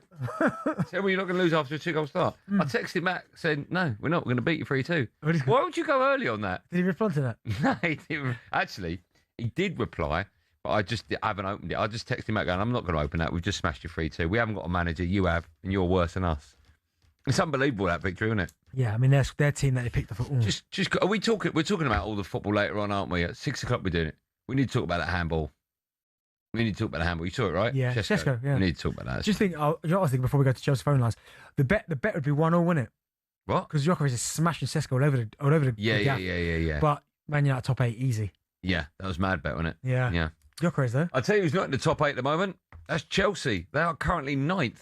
Unbelievably, after losing at home by 3-1 against Nottingham Forest. Let's talk to some very angry, I would imagine, Chelsea fans. Matt joins us. Hello, Matt. Hi, Andy. Hi, Benty. How you, boss? All How right? are you? Yeah, good. Yeah.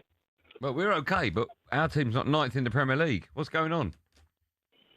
I think they're down tall. Maresca left. Oh, we can't hear you. Let's go to. So Let's try and get him He back. thinks they're down tall since Maresca left. Okay, let's go to Josh. Maybe he's going to say something similar. Hello, Josh. Hello, boys. You all right? Yeah, good, man. How are you? Not very happy, mate. Just finished playing golf and I see we got tumped 3-1. What a word that is. Man said he got tomped. Yeah. What were you doing on the golf course? What did you say you were doing? Playing golf? Yeah, trying to anyway, yeah. Oh, trying to calm. Yeah, not very well. Yeah, feel like Chelsea a bit on the golf course. Yeah, what's happening? What's going on? Where do you go now? Well, I don't know. We need to get an experienced manager in, and we need to get some experienced players, don't we? Like, McFarland doesn't have a pro license to permanently manage a football club. So what do we expect?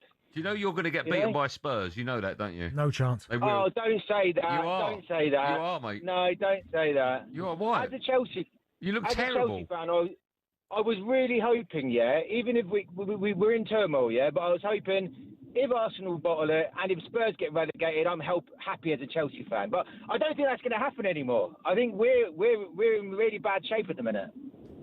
Yeah, no, do you know what, that particular fixture, I understand what you're saying in terms you think that Spurs may beat Chelsea, but I think they will. No, it's not. Well, I'm seeing more fight from Tottenham than I am Chelsea. I mean, Tottenham have beaten Chelsea twice, right? Since 2019. Like it's. Well, I've seen Tottenham yesterday. Yeah. And I've seen Chelsea today. I know where my money is. I'd still bet on Chelsea. I wouldn't. That particular fixture, Spurs. I bet. Let's go back to Matt. Right, he didn't have a good reception. I'll ask him that if we can hear me. Hello, Matt. Can you hear me? Oh yeah, I can hear That's you. better. Do you think you'll beat Spurs? I think we'll beat Spurs just because we beat Spurs. Yeah, I'm saying. Yeah, but you can't always rely on that, right? Just because the history books have said it. Yeah, but I just think that there's about that fixture that it always comes through for us. I know, but all I'll say is you're terrible at the moment and Spurs are fighting for their lives. Now, I can't remember the last time, if at all, it's ever happened where Spurs had to get a win to stay in the Premier League and you were awful without a manager. When was the last time that happened? Oh, God knows. Yeah, can't think of it. I just can't see it. I know what you're talking about in terms of fight and stuff, but there's one particular fixture where the supporters won't allow Chelsea to lose, and it's that. They look so disjointed. It's the worst I've ever seen Chelsea. Right now. What? I bet you right now that Chelsea beat Spurs in that fixture. Beat. So I've got the draw. No. Oh, there you go. I knew you'd say that. I'll give it a draw. Okay. What are we betting? All right, we'll have that. We'll carry it on to tomorrow's show. 100%. We'll have that. I've got the draw as well, yeah? You got the draw, yeah? Okay.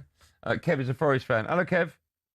Hey up, lads. How you going? Hey up. Well, good, man. You must be over the moon.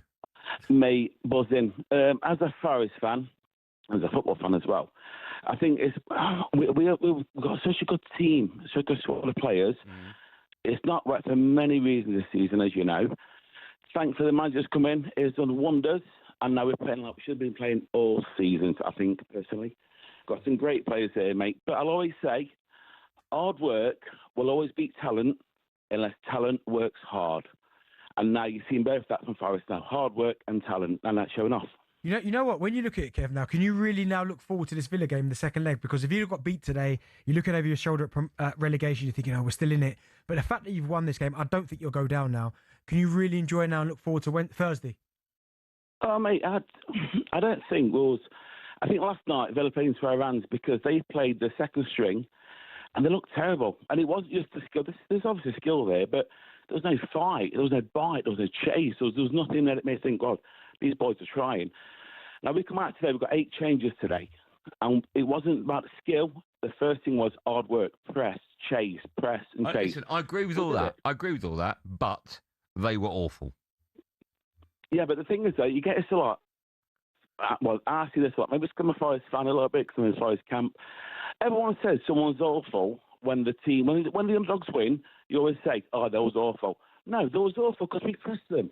We put them in position to control them. No, they can't win a game for love nor money at the moment. They weren't awful because you didn't allow them to be good. They were awful because Chelsea have been terrible. I think it's a bit unfair. I think Forest did make them look average. How many games on the trot is that they've lost? I get it, but still. But also, Andy, go look at this one. This just Forest, but this is everyone. When an underdog team comes in and they press and they work hard, the other team needs to pass. I agree with that. And that's universal with all of it. That's universal with every single team. But listen, I agree with what you're saying. Sometimes we forget to talk about how good the underdog was rather than... But having said all that, Chelsea have been, not just today, appalling. They have been. No, I get you, mate. I get you. But not because you made them. Not because you made them appalling. Before the game started, they were appalling.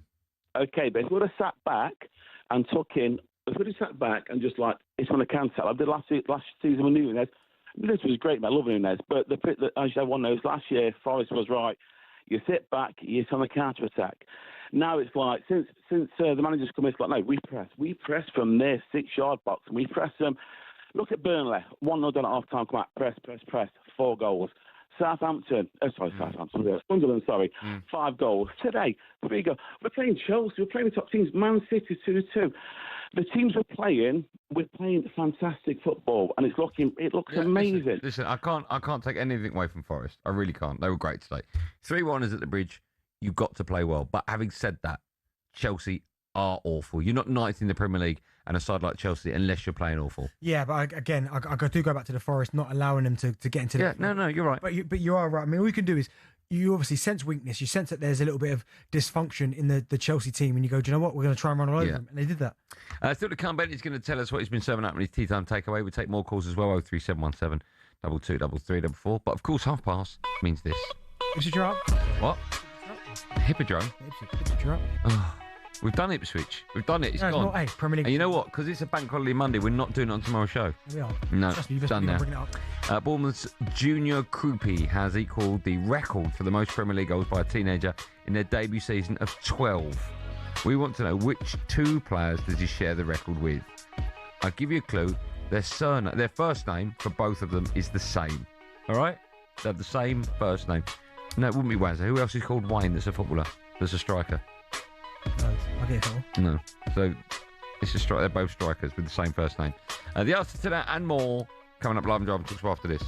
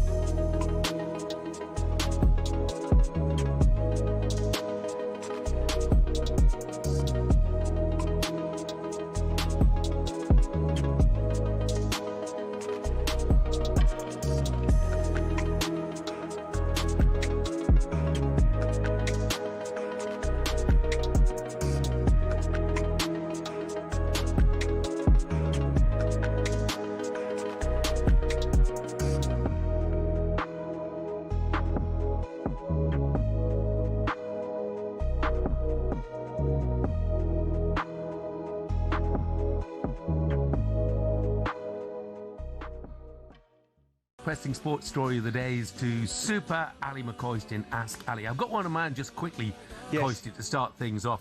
Cesc Fabregas is currently manager of Como. They are 5th in Serie A. He's been speaking today saying, of course, he wants to manage in the Premier League. Yes. Do you see Cesc Fabregas as the next manager of Chelsea? Cool. If you're Chelsea fan, you'd bite your hand off for that. If you're Cesc Fabregas, I think you're weighing up that situation extremely carefully because of what's going on up at the top. I mean, surely he's done a great job there, man. I mean, what a job at Como. Fantastic. And he will. I don't think there's any doubt that he'll manage in the top flight in England sooner rather than later. But is Chelsea right now the perfect job for Cesc Fabregas? As I mentioned earlier, I mean, Chelsea fans would probably be salivating at the prospect of him coming and taking it, and so they should be. But I think there's warning signs at Chelsea. He'll have looked what's happened recently, Jeff, and he can't have failed to have noticed that it might not just be the perfect environment for him to start his career in England. No. Is that fair or harsh? Yeah, no, I think that's fair. I just look and think, okay, where is he going to get a better opportunity? Yeah.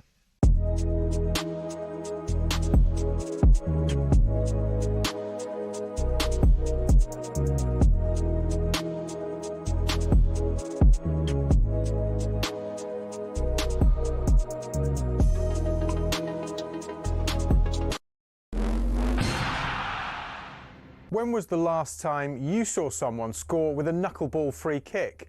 We're going to take a look at why we're not seeing them anymore and explain a bit about how they work.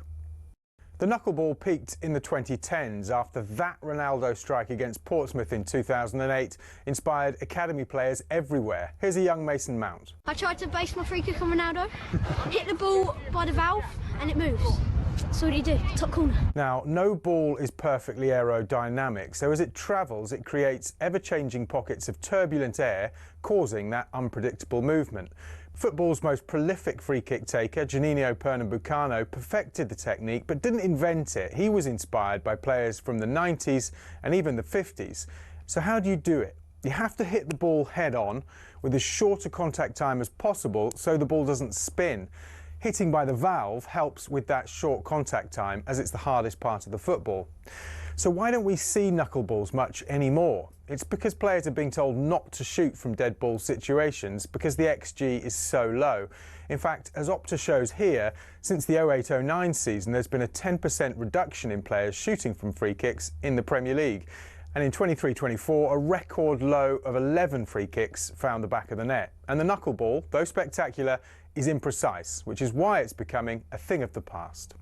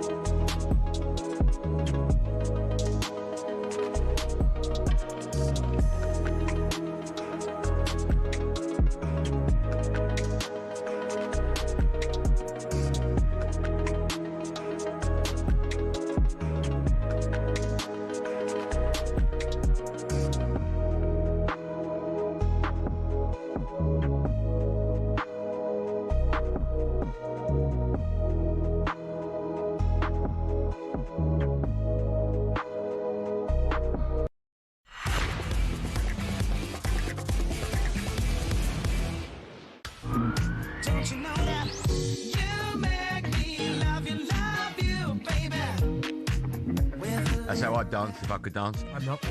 Drive and talkSPORT, me, Andy Goldstein Bent alongside. Before the break, I asked the question. On the back of Bournemouth's Junior Coupe has equalled the record number of Premier League goals for a teenager in their debut season of 12. Who else has done it? Right. Teenager. Yeah, their first names are the same. 12. No, they were older than 12, they were. No, they're 12 Premier League goals. Was teenagers. Name some great teenagers. Michael Owen. No. That's not Wazza. No. Do you want their first name? You'll get Saka. it. No. Go on then. One did it at Liverpool. I'll give you the clue. Fowler. Yes. The other one did it. You'll get this. For Coventry. Not Huckabee. Oh, Correct. Robbie Keane. Correct. What year was that, Robbie Keane? 99. Yeah, well done. Go on, go for clean. Have you got the answers on you? No. What year was Fowler? It'd be amazing if you get that. 96. No, 94. 93, 94. How many did you get as a teenager, most in the season? Teenager? Oh. Well, debut season. What did you get in your first proper debut season? Ipswich, 20. Well, my debut. What? When in the Premier League, not in the Premier League. Remember, It doesn't matter what league it was in. As a teenager, your debut season, you got how many goals? About 18, 20, something like that. You're kidding. Yeah. My first Did season. ya? Yeah. That's unbelievable, that is. My first full season in the Prem. Yeah. 22 in all comps. 18 in the league. Did you? For who? Charlton. That's incredible, isn't it? How much did you go from Ipswich to Charlton to? 2.5 mil. Were you devastated? What, to leave Ipswich? Yeah, of course. But it's one of them where. Did you get asked? Yeah, but I said to Joe Roy at the time, one more season, but I had to get in the Premier League, man. Joe just said in where you got robbed. Well, Ipswich got robbed. It was too cheap, was it? Maybe. I was devastated when I left Ipswich, obviously, because I've been there as a kid. I was devastated when I left Charlton. Why? Yeah. Because I loved playing for Charlton. It was like incredible. Did you get asked when you're Ipswich? Did someone go? There's a phone call. And, yeah, I mean, Curbs. The day we went out the playoffs. Curbs phoned the next morning. Yeah, but do you get asked, or does your club say we've agreed a fee with Charlton? No, they say what's your thoughts. My agent would come to me first. okay. This was happening, but yeah, when I left Charlton, I was devastated, man. Because yeah, two unbelievable years. How old were you when you left Charlton? 23, something like that. Okay. I only left because we went down. Where'd you go from Charlton? Tottenham. Oh, did you? That was where you went? Yeah. If we hadn't gone down, I would have left. Okay. I was happy that I was captain, playing under Pardew. Yeah. With a good team, good team spirit. Where else could you have gone when Spurs come in? Because going to Spurs, they had Robbie Keane, Berbatov, and Defoe. West Ham were the ones who offered me like an open checkbook. Did they? Curbs was the manager. Yeah. And I ended up going to Tottenham. What do you mean open? Like, Basically, literally, tell us what you want. So basically, they offered me a fee. Who? West Ham? A contract. West yeah. Ham. And I basically said no. Because hold on, let's start again. Spurs have made the offer. Yeah, so and West Ham have found out. Yeah, but obviously, okay. West Ham found out, but Curbs straight away said, no, bring Bent here. I've obviously worked with him before. Get him. So I've had a meeting with Curbs, and their opening offer, in terms of contract, was big, right? But my argument was, well, I know you've offered this person the same as me. What, another West Ham player? Yeah, like who they've just brought in, and he's a fullback. Right. I've just come off the back of scoring, nearly 40 goals in 2 seasons. Yeah. There's a premium on strikers. Yeah. Right. And then that's when he just went, well, what do you want? We're offering you this. And I was like, but then in the end, I ended up... How many years was it? Like 4 years, man. And what was Spurs? 4 years. No, Spurs always offered 5 + 1. Okay. So... That's 6, by the way. Yeah, 6 years. 5 years + 1 option. Why won't West Ham offer that? They probably would have done at the time, and they might have done, but... All right. But I just talked about, at the time, Spurs, really good squad. Had finished 5th a couple of years in a row, and I thought that just felt like the Looking back now, if you could... No, I still wouldn't. Okay, you'd go there. I mean, listen, I would have loved to have played for Curbs again. That's a fact. Yeah. But at the time, going to West Ham over Tottenham at that particular time just didn't feel like the right Is that move. the closest you've come to signing for another club? No. I will tell you about the Fulham one, didn't I? I had Newcastle and I had Palace. The Fulham Newcastle story is insane. Yeah, but I blame Pardew for that because he got the jump on everyone. And he waited until I was going to do my medical to then make the call. Yeah, but you still could have gone, okay, I'll come up to Newcastle. Yeah, no, yeah. Listen, and even, but you know what? In all that scenario, I felt for Pardew because I'd worked with him before, great guy. I felt for Ian Holloway because he was chasing me at Palace for the longest time. And I was like, let me see. And honestly, he was on the phone to me, what you're thinking, this is how I'm going to play, I'm going to build the team in this situation so that I'll get the best out of you. I've watched you, this is when you're at your absolute best. And he's the one, because I love Ian Holloway. Did you ever have a phone call from someone that you thought, that's not them, put the phone down? Because I hear that, and it was Sir Alex, and I was like, it's not Sir Alex, and put the phone down, but it was him. Have you ever had that? No, because I think my agent would always vet it. So they would never just come straight to me. It would go to him, and then he'd call me and go, listen, such and such is going to call you. So Did you ever go to a manager's house? Yeah, a couple, yeah. Or to talk about signing for them? Yeah, I mean, when I first signed for Charlton, I think it was, I went to Curb's brother's house. Right, and why? Because his brother manages the Who. The Who? So does he? Yeah. Alan Cobb's brother manages the Who. Yeah, and this house was in what's the place with all the canals in London, just about at the top of Edgware Road, area, Maida Vale. Right. Oh, this house, my goodness. Maida Vale's unbelievable house. Beautiful. Yeah. And what happened? You went there? Yeah, spoke to him, and obviously I signed for Charlton. That's where you did the deal, was it? Yeah. But no, it's transfers are weird, but that's. As I said, I always go back to him. People who know me obviously best would say about the Charlton situation. Playing for them, like I absolutely love playing for that club. Loved it. Yeah. The supporters, Are you the in the Hall of stadium. The supporters, the stadium, the people that work there, the manager at the time. It just felt like a really nice part of my life. The fact that you went from Ipswich, where you were comfortable, to Charlton, it sounds like it was like an extension of yes. And I always said that it felt like the logical next step to go to Charlton from Ipswich. But yeah, I always fond memories of that football club. I'd love to have seen him got back at some point into. How long were you there for? A couple 2 years. Okay. But I got myself in the England squad, playing for them. Won the Player of the Month when I was playing there as well. Did you play for Charlton against Ipswich at any stage? No, never.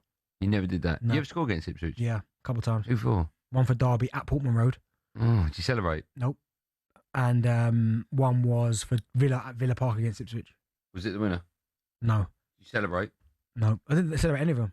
That's so weird. We've had that conversation before. No, but that's different. Like, listen, there's many a team I did celebrate against. Yeah. Believe that. Spurs. Yeah, ran crazy. But Ipswich, I think when you want to throw in, you went nuts. Yeah, but I think when you play for like a club like Ipswich and then you leave there after being there from 14 years old, those supporters sing my name all the time, and do you know what I mean? Yeah. It just didn't feel right me scoring, and I scored at the North Stand end as well, which is quite the lively end. For me to go and celebrate like that, no way was I doing that. I get that. We've spoken for so much, we haven't got time for the tea time. Do you still want to do a bit of tea time? We can do a bit after the break. Best of talkSPORT later on in the show. Oh, okay, because I need to speak to you about this handball, Chesco handball. You don't like it, yeah? Well, we're just talking about Everton briefly. We'll come back to it later. What stunned me, right? You've seen it, obviously. Yeah. On match today, I think it was Shearer and Michael Richards. Yeah. And they're both like categorically 100%. And they're talking about it brushed his fingers, right? Now, we have 4 fingers and a thumb. Yeah. It didn't hit all of his fingers, so it maybe hit 2 or 3. I think to come out and say 100% it brushed a couple of fingers is insane. I didn't see it. No. They did. Do you know, there's one... It's not 100% guaranteed that it did that, right? There's one camera angle, though, where it looks like the ball does change trajectory. Right. But for all the other camera angles, I couldn't see any touch on it. The ball spin doesn't move. I can't. You'd never bet your house on that. No and way. I was really surprised they came out and went, yeah, definitely. Football's gone mad. Yeah. For me, that wasn't a pen. Yeah. Sorry, for me, that wasn't a free kick. Sorry. Yeah, it's it's not conclusive. And I said there's only one camera angle where it looks like the ball shifts a bit. But, I mean, we're clutching at straws, not scores. Yeah. We did that already. Clutching at scores. No, we don't talk about that. I'm miles beyond that. I smashed. My score on that was unbelievable. What day do we do that, Joe? Thursday? Tomorrow? Okay. Oh, I'm not here Joe. I'm not here tomorrow. Oh, yeah. Oh, no. Who have we got? Gabby? Oh, no. Is it Gabby? Who have we got tomorrow? He's Gabby. Okay. Why did it take you so long to answer that, Joe? Just didn't know what day. Yeah, didn't know what day of the week it is. I know it's Monday, and I know that still to come on our show is this. It's 5:45 already. I know, it's frightening, isn't it? We'll find out what Sam Matterface wears. Nearly got there. And when he got home... Actually, the last one I wore was quite dangly. Yeah, we've all been there, it's your age. We'll also find out what Cundy was talking about here. Did you do the fingers? Maybe we won't. And we'll be joined by Steve Bruce out of Everton against Man City live on talkSPORT tonight. I do like the sound of that girl with her cheese and tomato sandwich, I have to tell you. Yeah, we all do. All that and loads more coming up. Drive and talkSPORT. Me, Andy Goldstein Darren Bent. When we come out, the best bits of talkSPORT.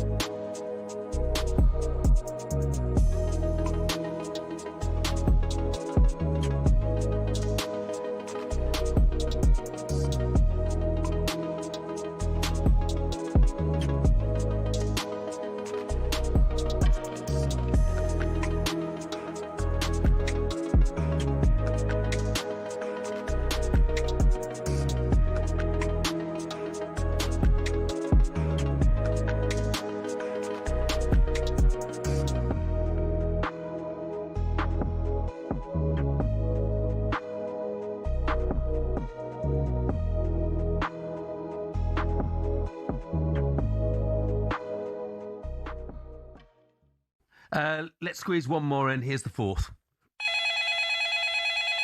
Morning, Sean. Ali here, big Arsenal fan. I know you love a curry just like me, but I want to know, what's the best order at a curry house for Sean Dice? Ali, it's a fair shout. Well, it always starts with Kingfisher or Cobra, obviously. Poppadoms, standard. Mixed platter sometimes. I do the full mixed grill kind of platter. But not for me. I mean, what I do, get it on the table. Everyone has a munch. Everyone dives in. I do like the hot ones. If I'm in the mood, which is rare because it's so hot, is a chicken tikka or a prawn naga, which is incredibly hot. Jalfrezi, still hot, but manageably hot.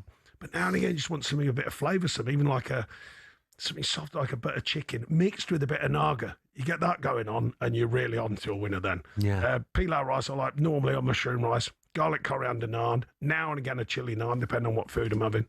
Onion bhaji. Anything else that's on the go, I just love it on there. Because I do love a pint and a curry. It's my I like a bit of mehdi gosht. And you've got to have dal. You've got to have taka dal. You just... Koister, I'm going to tell you, Koister's lad, I had a curry with Koister and a couple of beers one night in Fletch, and his lad ordered a Peshwari night. Now, I ain't doing it. I ain't having it. So I just absolutely ruined him. I said, your lad, I said, he needs to have a look at himself. Fruit in a bit of bread, come on. Yeah. I tell you what, you also need for the ideal Indian, and we had this at the Lowestoft Tandoori. We had an absolute feast. And then at the end of the night, the owner says, I'll give you a lift home in my car, boys.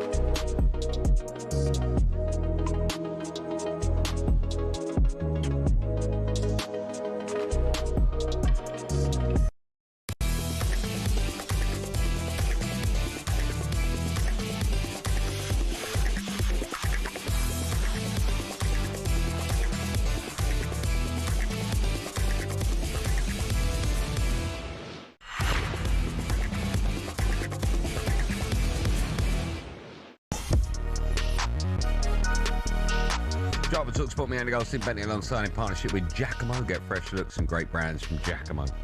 Still to come, we'll be looking ahead to a big old game in the title race between Everton and Manchester City. It's live on talkSPORT tonight. We'll have team news ahead of that one, of course we will. Right, Rangers, they're currently taking on league leaders Hearts. It's a huge game, I have to say, the Scottish Premiership. Paul Mitchell is watching for talkSPORT. The last we heard, 20 minutes on the clock, it was goalless. Paul, any change? Good evening to you.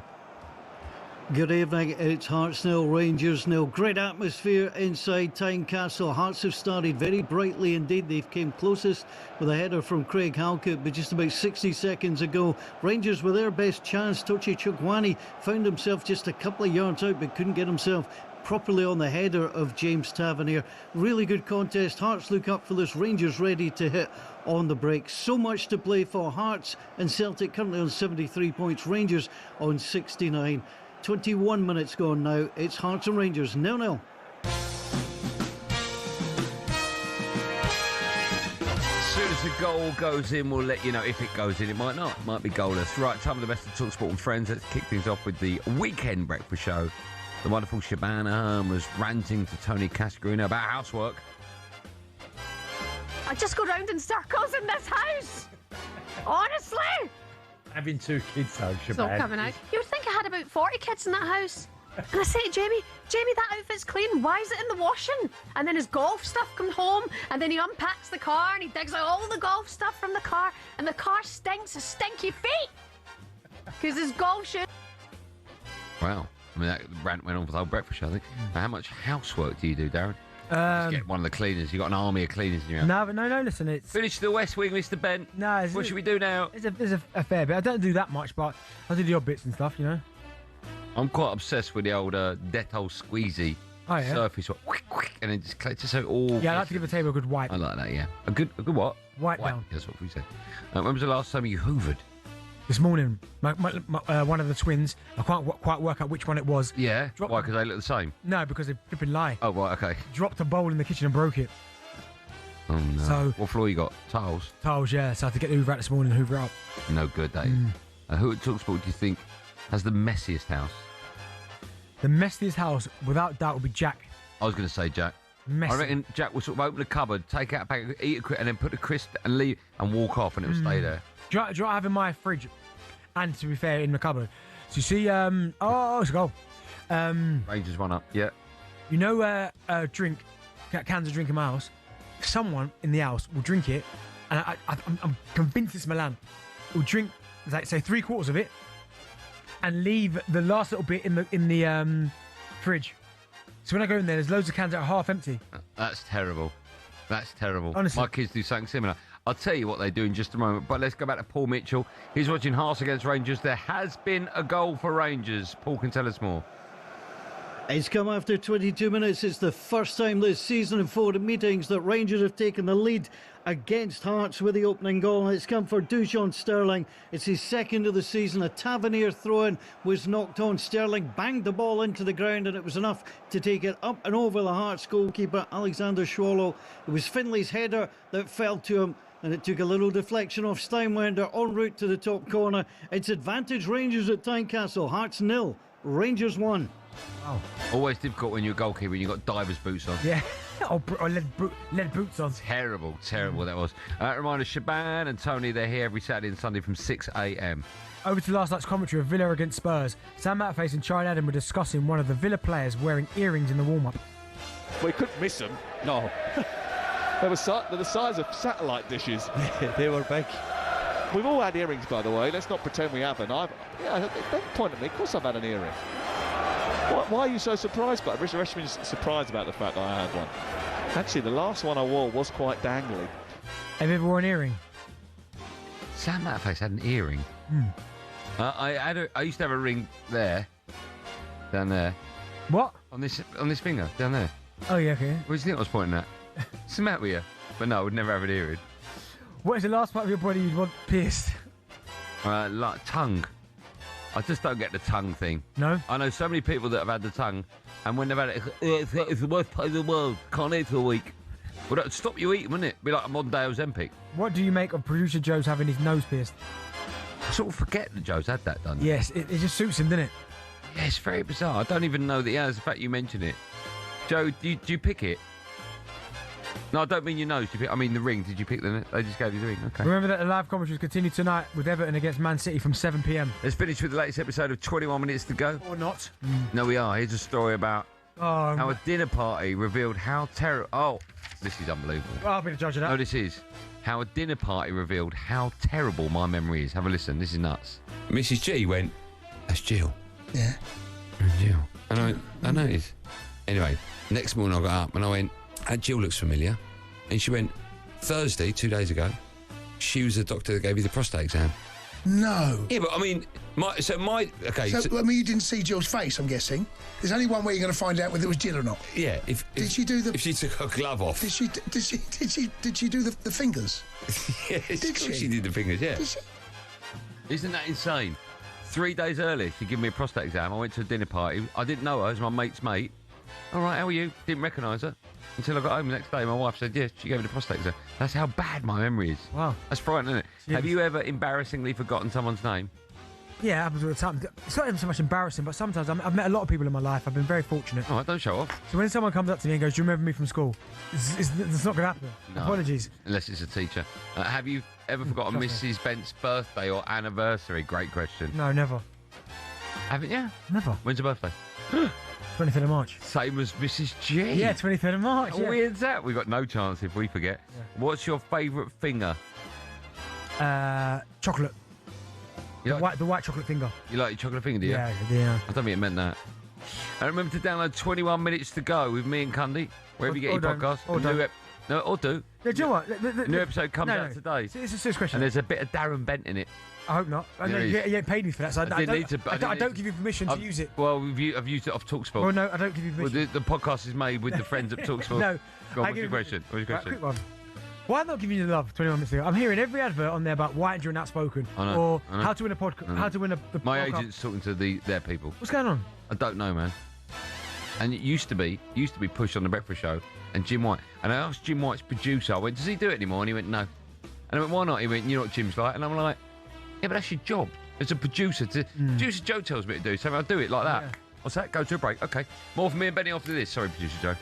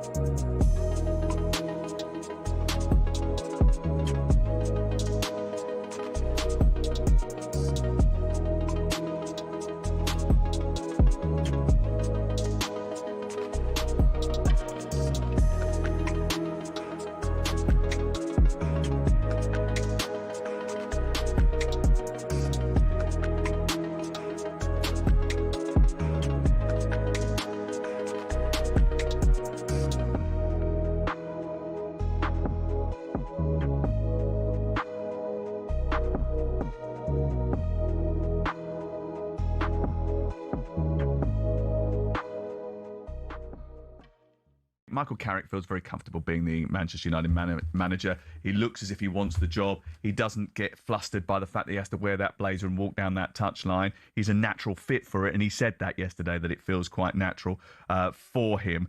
This was him speaking after the game yesterday. It's been a good run, I think. You know, we've obviously beat some very, very good teams, and it's been challenging. You know, sometimes we won it in some ways, sometimes we've got to win it in other ways, but.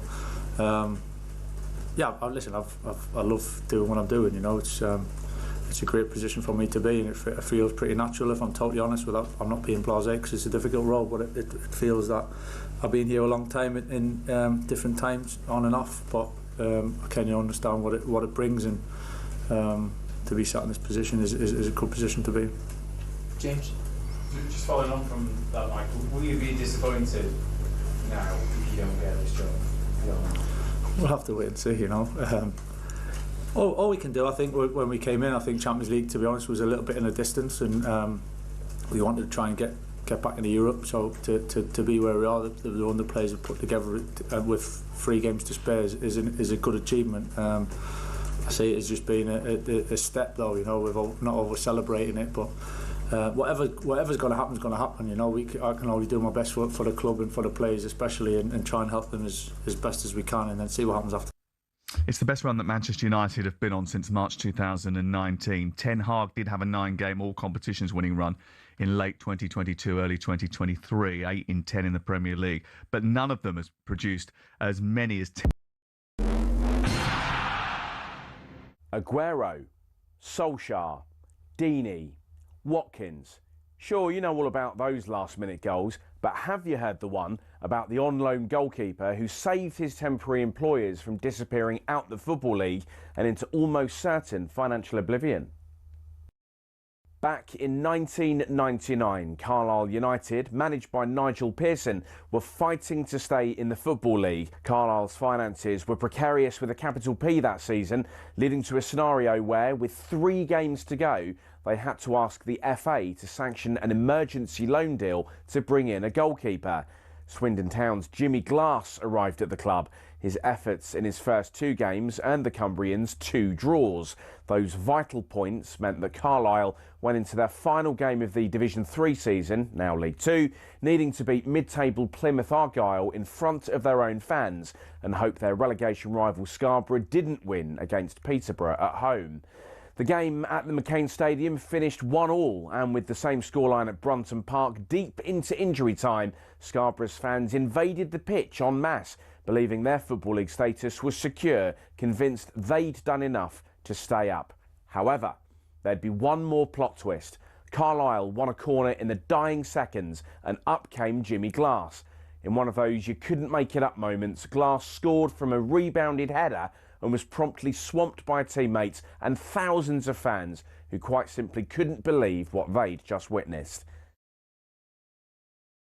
As for Jimmy Glass, he became an overnight celebrity, but he never played for Carlisle again, and his playing career never really kicked on after that defining moment. He took on various jobs outside of football before finding his way back into the sport as player liaison officer at Eddie Howe's Bournemouth, and most recently the general manager at non-league Wimborne. Not the fairy tale ending to one of the most Hollywood moments in football, but the name Jimmy Glass will live on forever as the scorer of that goal, arguably the most important in any club's history.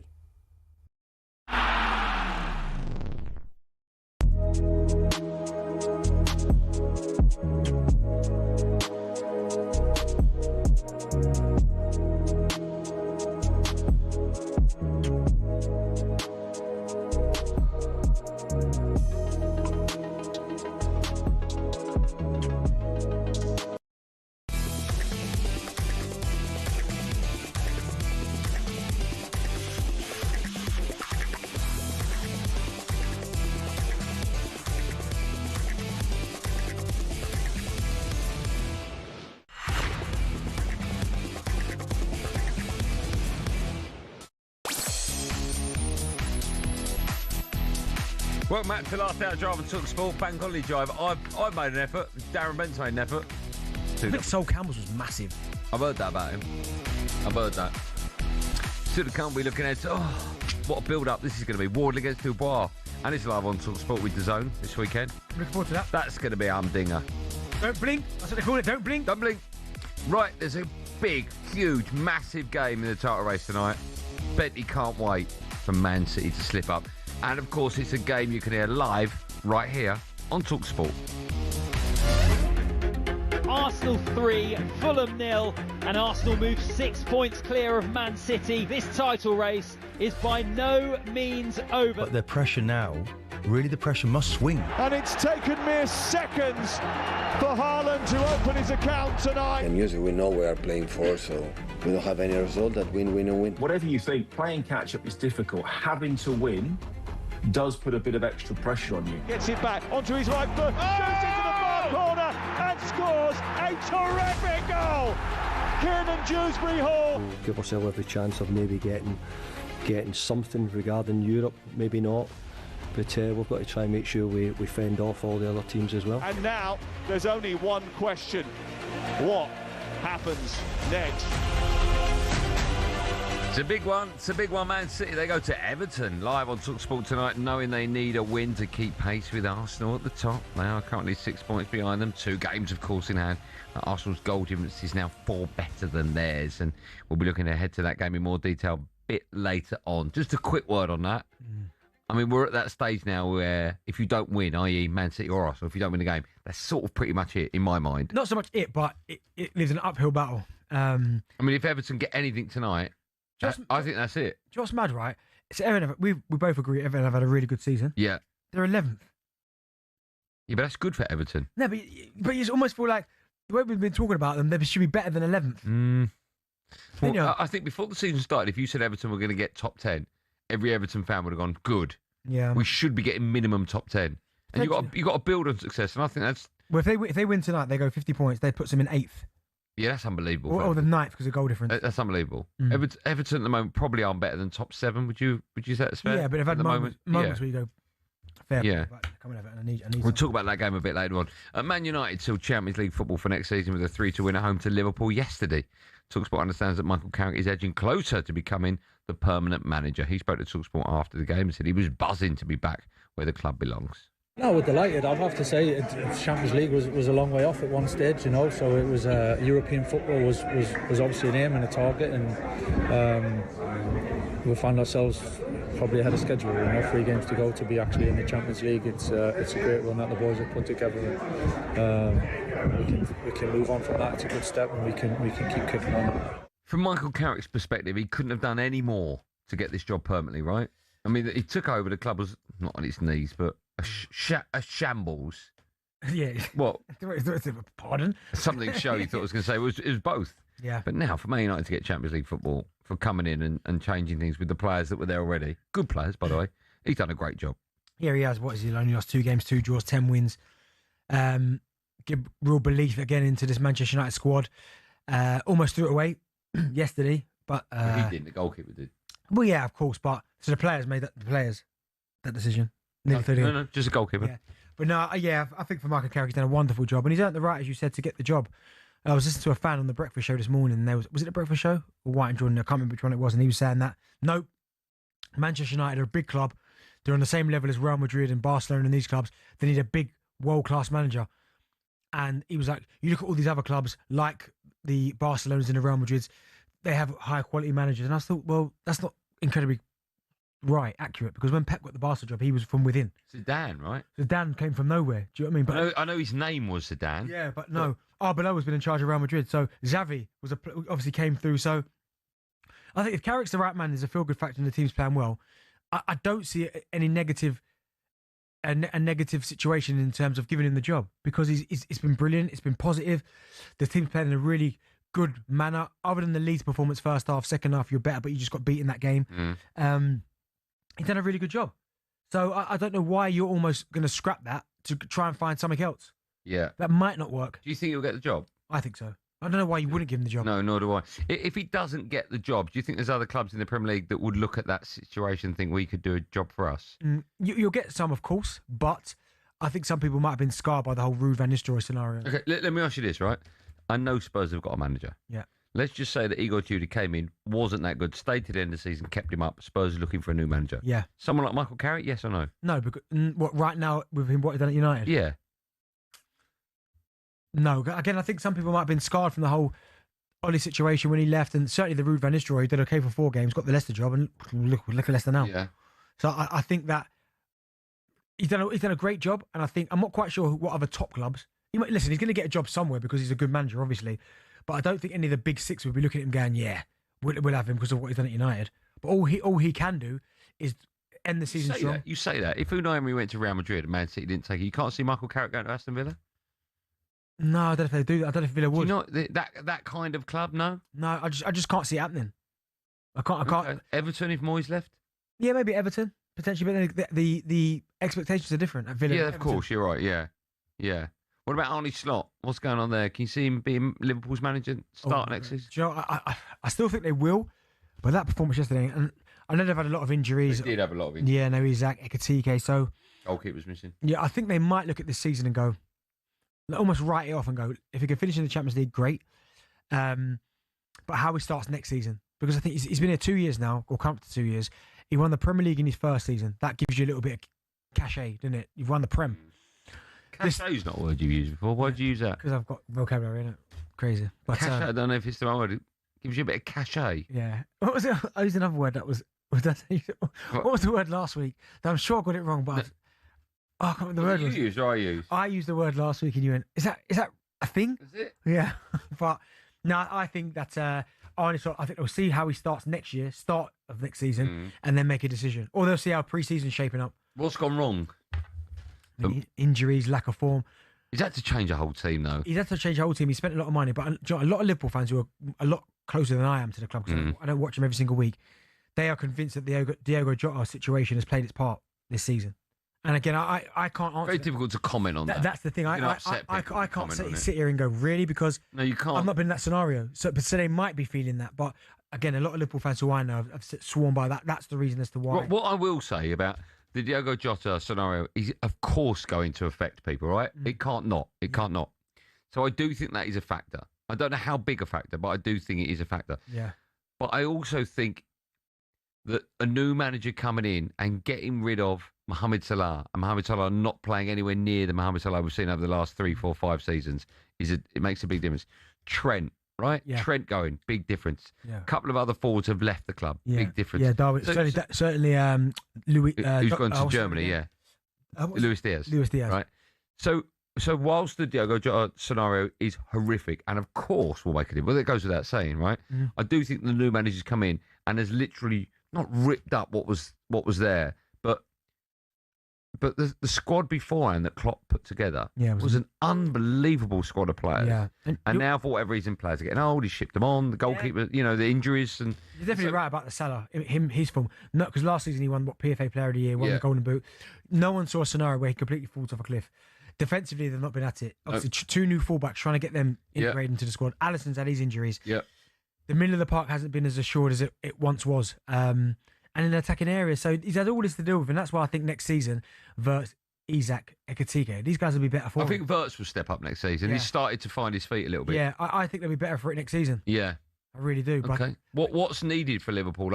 We look at a team, we look at a manager, and we assess it at Christmas time. Where do Liverpool need to be around Christmas time for him to keep his job, if you like? I think if they're challenging for the league title, they're in the top 3 pushing. Yeah. Then they'll be fine. They need that. And Michael Carrick, what if he does get the job? What will his brief be? Well, you're third now, so I guess your brief would be to close the gap. You're in the Champions League now. Can you get out the group phase? Do you know what I mean? Champions League football back at United. Do you think a lot of players need to come in? I think you still need a few, yeah. Because I think a few will go. Yeah, because it's a big difference when you play once a week as opposed to maybe 3 times a week. I did think Szoboszlai scored the goal, one of their goals, right? He's been unbelievable this season. I know that Ahmad gave it away in midfield. A little bit like when Vieira gave the ball to Giggsy. It was exactly the same pass, right? But the Szoboszlai run and finish was fantastic. Yeah. He's in my pass. He's in my team of the season. Yeah, the pass into the corner of the net was unbelievable. But I will say, I thought Maguire was terrible there. I thought he looked so slow. He got turned inside out. But that's him. Like if you can isolate Maguire, I think defensively, heading, attacking the ball, leadership. He's brilliant. But if you can get him isolated like that, he can't turn. No, he can't. Not that he can't turn, but if you're sharper than he is, you can have a field day. Yeah. Szoboszlai's finish was fantastic. Yeah, as I said, he'd be in my team of the season. Yeah. Who'd you have a team midfield players be? I think Declan and Bruno, I think. In what? Team of the season. Oh, Bruno's got to be in there. Declan. I love Declan Rice. Did he score enough goals for you? No, but I think he'd still be in the team of the season. Because if you're a 6, yeah. His overall as a performance. 6. I forget however you want Okay, yeah, I'll put Declan in there. Szoboszlai has to be in there. Wow. Those 3, yeah? That's what my 3 would be. Listen, we'll take your calls. Man United fans, Michael Carrick, do you want him? Do you want him? Yes. 100% Michael Carrick for me. Do you agree? 03717223334. I'll tell you what I said before this, Bank Holiday Monday, it's quiet. And so if you want to have your say on National Radio, you'll get through now. My switchboard is clear. So if you dial, you'll be first. You can have your say on all things Carrick. Yay or nay at United. 03717223334. We're just approaching half time between Hearts and Rangers. Rangers still leading by a goal to nil.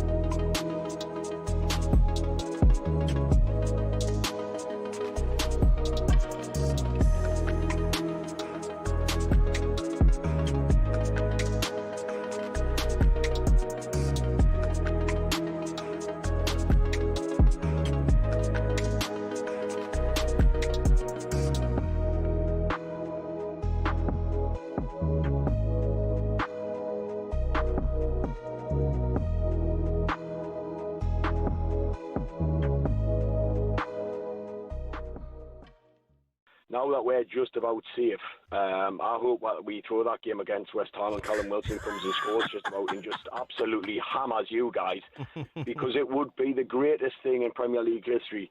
That's such a small club mentality, though, mate. The arrogance of you and your club is absolutely. What are you on about? What are you on about? I've had one phone call from Mark, who's a Tottenham fan, and now we're arrogant. What do you mean? You are an arrogant club. You are an arrogant club. I agree with him. I agree with him. I mean, you're probably the biggest club in the Premier League to do nothing. And we won the Europa League last season. Oh, come on, Jim. What do you mean, come on? You say we won nothing. What do you mean? We won the Europa League. That's a major trophy. You've done nothing. Done nothing. You ain't done nothing for 50 years, pal. Nothing. You've done nothing. Oh, yeah, I know. Listen, I know how bad we are. Don't get me wrong. Okay, so you're talking about throwing a game. Sums you lot up. That sums you lot up. You want to throw the game against West Ham after the season that you've had? Listen. Yeah, mate. Yeah, listen. Last 16 Champions League tie against Barcelona. We've been shocking this season, Jamie. Yeah. I can admit it. You guys can't. You've had a caller on. Come on, there, giving it the big lad, saying that yous are safe. Yous are safe. Yous are still 2 points behind West Ham. Got to go to Aston Villa tomorrow. Yeah. And yous have got a pretty tough fixture list remaining. With a bit of luck, Chelsea, Cundy's mob, will relegate yous. Maybe. But. I mean, with a bit of luck, and I think the whole country wants it to happen as well. Well, that just sums you lot up, doesn't it? I mean, you're up in Newcastle. I mean, why would you care about what Tottenham do?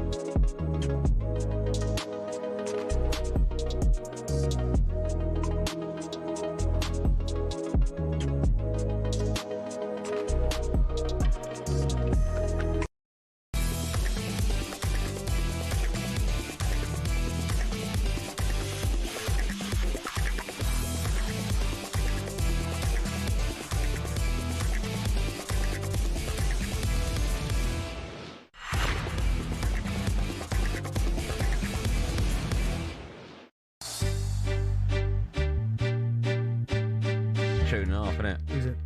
Bit of Eminem. What tune is it? Nowadays, everybody. Which tune is it? D52. Yeah? No. It's Eminem. Yeah, but whose tune is it? It's Eminem's tune. No, it's not. D52. I don't know who D52 is. Or maybe I made that up. I'm sure it's a letter and a number. No. Who is it? Is it Eminem? Dre. Featuring Dre. Oh, yeah. Oh, yeah. That's what I meant. Go on, another question. Nothing enough. No, finished, have you? You let me down enough for that. Why? I thought you better than that. No, I knew it was. D52. What? Yeah, what's the one? Purple Hills. What group's that? Oh, D12. That's them. It's Drive and talkSPORT. Me, Andy Goldstein Darren Bent, alongside in partnership with Giacomo, style and brands for every man. Still to come, we'll be joined by the ledge that is Stevie Bruce, head of Everton against City. It's live on talkSPORT tonight. But just quickly, Rangers, they're currently beating Hearts in a huge clash in the Scottish Premiership. Last we heard, they were winning by just 1-0. It's half-time. Paul Mitchell can tell us more. Hi, Paul. Hi guys, it was a lively start from Hearts, who are 1 down against Rangers at Tynecastle, but since Craig Halkett headed over after 11 minutes, Hearts' attacking intent has gone into witness protection. It has been all Rangers and they're deservedly ahead. The goal itself coming after 22 minutes, a long throw from Tavernier, knocked on by Hearts centre-back Stuart Findlay into the path of Dujon Sterling, who netted for the second time this season. It did take a slight deflection to take it away from the Hearts goalkeeper, but Rangers on the scoreboard first. Since then, Rangers have had plenty of chances to move forward without overly testing Alexander Swallow in the Hearts goal, but certainly Danny Rowe will be much the happier. As it stands, Hearts on 73, Celtic on 73, Rangers on 72. 45 minutes to go. Hearts 0, Rangers 1. Thanks, Paul. Big second half coming up. Right, this Saturday, 2 British knockout kings are set to collide as Fabio Wardley takes on Daniel Dubois. Let's look ahead to the big fight now with our friends at DAZN. Big fight build-up on talkSPORT with DAZN. Watch Fabio Wardley versus Daniel Dubois. Don't blink. This Saturday, only on DAZN. Sign up now at dazn.com. Right, talkSPORT's host of Fight Night, Adam Cattrall, joined the breakfast show this morning. He said he's delighted to hear Fabio Wardley say that he's just going to let his fists fly this weekend. Every single fan who's bought a ticket for this week, that's what you want, though. That's what you want.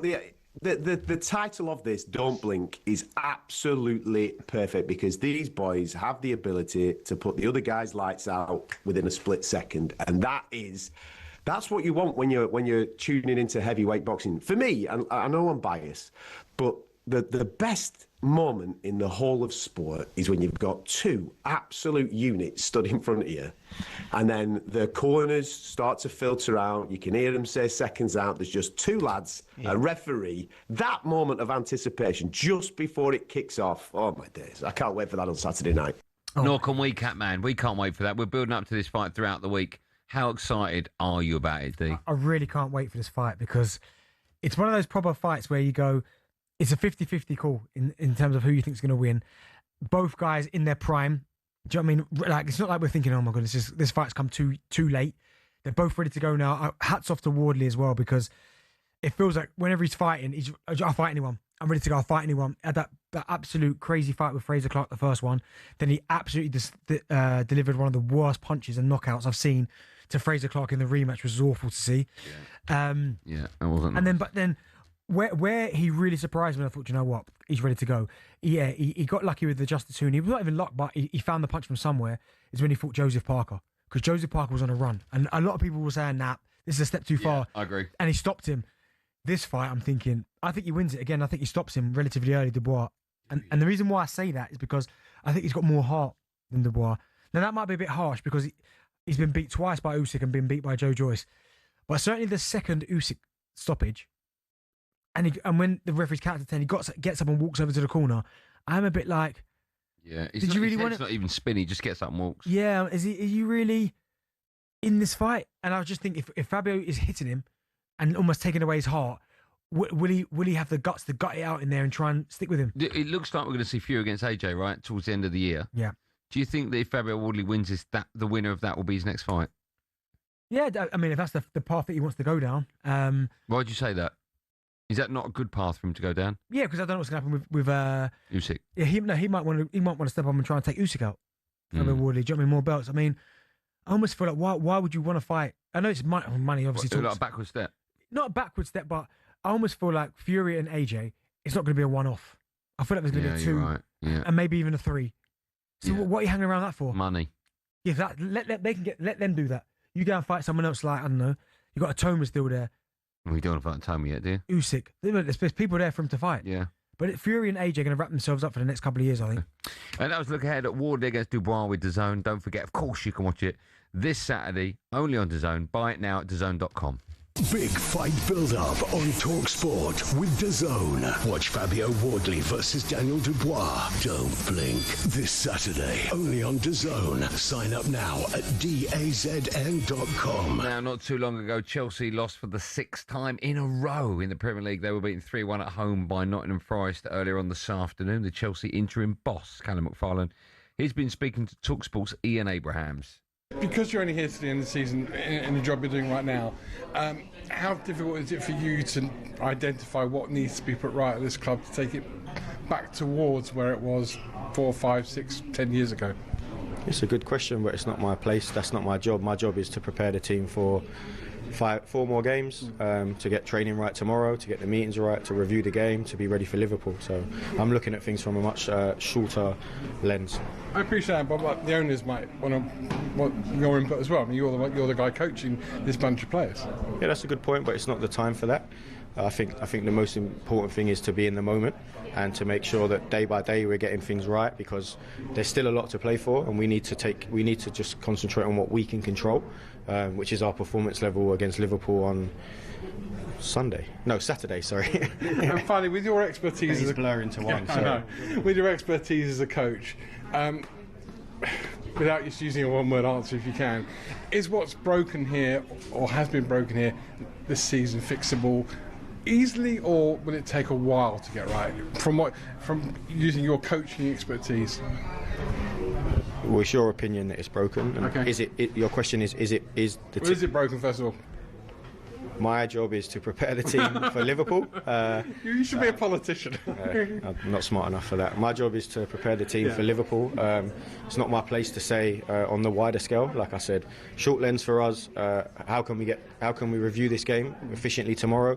How can we get training right tomorrow and get the lads in the right place to play against Liverpool at Anfield on Saturday? Good questions from the Moose, but good answers from Callum McFarlane there. Listen, his role is just to, as he keeps saying, prepare the squad for the next few games to the Premier League season ends. That's the problem you have as a football club when you get someone in charge. It doesn't really matter how they do. He could get beat 5-0 in the next 3-4 games and it makes no difference. He's still going to be there. Yeah, it's an awkward time of the season as well, because you're thinking, who are we going to get in now? Yeah. Between now and the end of the season. But it's down to the players. I mean, I've always said it before, players have always got to take the lion's share of the blame because of their performances. And they looked better. Who did they play in their last game, Chelsea, where they looked a little bit better? They ran around the semi-final of the FA Cup and everyone went, okay. Yeah, but that was the bounce, wasn't it? After, what's his name, Liam Rosini got sacked. Yeah, but listen, and that was always been my point when they beat Leeds in the semi-final. Players can do that, run around, and then it comes back to the Premier League and they're all over the gaff. So, but no, he's right. He answered the questions really well there. But I am fascinated to see what happens, because I don't care if you invest all this money and you know what Chelsea are. There is a chance Chelsea could finish 12th, 13th this season, because they're currently 9th. They're on the same points as Fulham. They've got Everton 1 point behind. Newcastle 3 points, right? I haven't got the table in front of me. Is that right? Newcastle 3 points. Sunderland 47. Yeah, nuts. So they could finish 13th. Yeah, if this had happened 3 months ago, it might be them down the bottom, not Spurs. Still to come, we'll have team news ahead of a big game of football. It's live on talkSPORT tonight as Everton take on Manchester City. But first, it's time for the last no Googling of the day. It's flown by today's show. Now, we want to know who scored a hat-trick over the weekend, meaning they've now scored an English League hat-trick in their teens, 20s, 30s and 40s. Well, if you know the football from the weekend, you'll get the answer. He's laughing. Is that? Yes, that's right. A snake. And the answer to that, he's not a snake, but he's a lovely fella. Just want to point that out. Bentley was alluding to the shape of his letter. Anyway, you get what I'm... Yeah, no, he's not. He's a lovely fella. When we come up, we have the answer to that. Team news ahead of a huge game tonight for Man City, and of course, Billy for the end of show quiz. Big 30 minutes coming up right after this. Live and Drive on talkSPORT.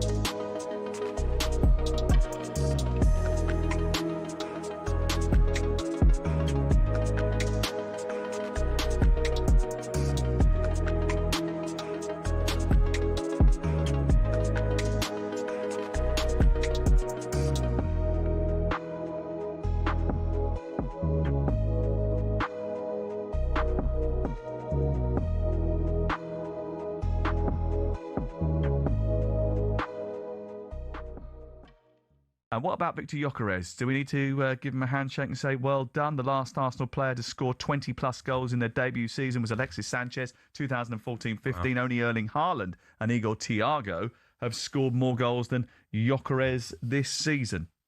Yeah, I guess if you're still being ultra-critical. You would Ultra-critical? Is that a word? Hypercritical. You would say ultra-critical. There you go. You would say that he still gets his goals against the Leicester Lights in the Premier League. Can you bank on him to score in the big games? Could you bank on him against Atletico in midweek? Probably not. So, yeah, I think 20 goals comes with a little bit of a caveat just in terms of the class of opponent he tends to score against. It does, but I think you also have to remember 20 goals is still 20 goals in the Premier League. If you're scoring 20 goals in the Premier League, you're doing a good job. Even though they've come against Leeds, Nottingham Forest, Burnley, Everton, Leeds, Sunderland, Tottenham, Everton, Bournemouth and Fulham. Does that dim the achievement then? So Bournemouth and Fulham, the only top half teams that he scored against, is that right? Mm. Yeah, I think it does dim the achievement because they didn't pay the money for Victor Gyökeres to score against Leeds, with the greatest respect in the world. Mm. Well, interesting. I think he's done a pretty good job, to be honest with you. West Ham away. Him or Šeško? Because obviously that was the balancing act between a lot of clubs in the summer. I told you that from the beginning, Šeško. Yeah. All day. Leaner, faster, quicker, sharper in front of goal. Got something. I think Gyökeres is a good player, but Šeško's a lot younger. There's a higher ceiling for him to develop into. I think you're buying Gyökeres. There's not really many more gears he can go up.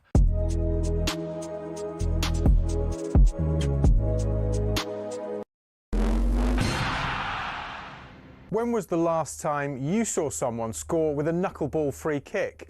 We're going to take a look at why we're not seeing them anymore and explain a bit about how they work. The knuckleball peaked in the 2010s after that Ronaldo strike against Portsmouth in 2008 inspired academy players everywhere. Here's a young Mason Mount. I tried to base my free kick on Ronaldo, hit the ball by the valve and it moves. So what do you do? Top corner. Now, no ball is perfectly aerodynamic, so as it travels it creates ever-changing pockets of turbulent air causing that unpredictable movement. Football's most prolific free-kick taker, Juninho Pernambucano, perfected the technique but didn't invent it. He was inspired by players from the 90s and even the 50s. So how do you do it? You have to hit the ball head-on with as short a contact time as possible so the ball doesn't spin. Hitting by the valve helps with that short contact time as it's the hardest part of the football. So why don't we see knuckleballs much anymore? It's because players are being told not to shoot from dead ball situations because the XG is so low. In fact, as Opta shows here, since the 08-09 season there's been a 10% reduction in players shooting from free kicks in the Premier League. And in 23-24, a record low of 11 free kicks found the back of the net. And the knuckleball, though spectacular, is imprecise, which is why it's becoming a thing of the past.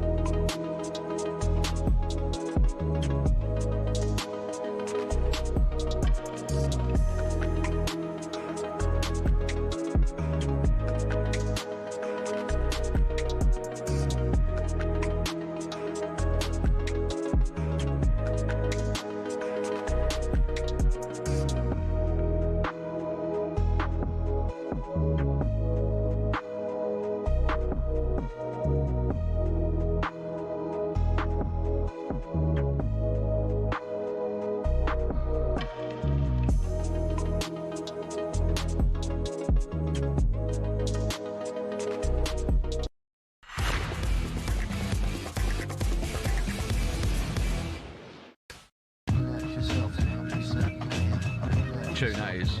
Tune. Turn up better. Good work. Who is this? Tribe Called Quest? They got some bangers there. Does it feel like a bank holiday Monday to you? Yeah, it does. Just no one's in the building. Nice, the roads are nice and empty. Thought about ask question, who scored a hat-trick over the weekend, meaning they've now scored an English hat-trick in their teens, 20s, 30s and 40s? Billy Sharp.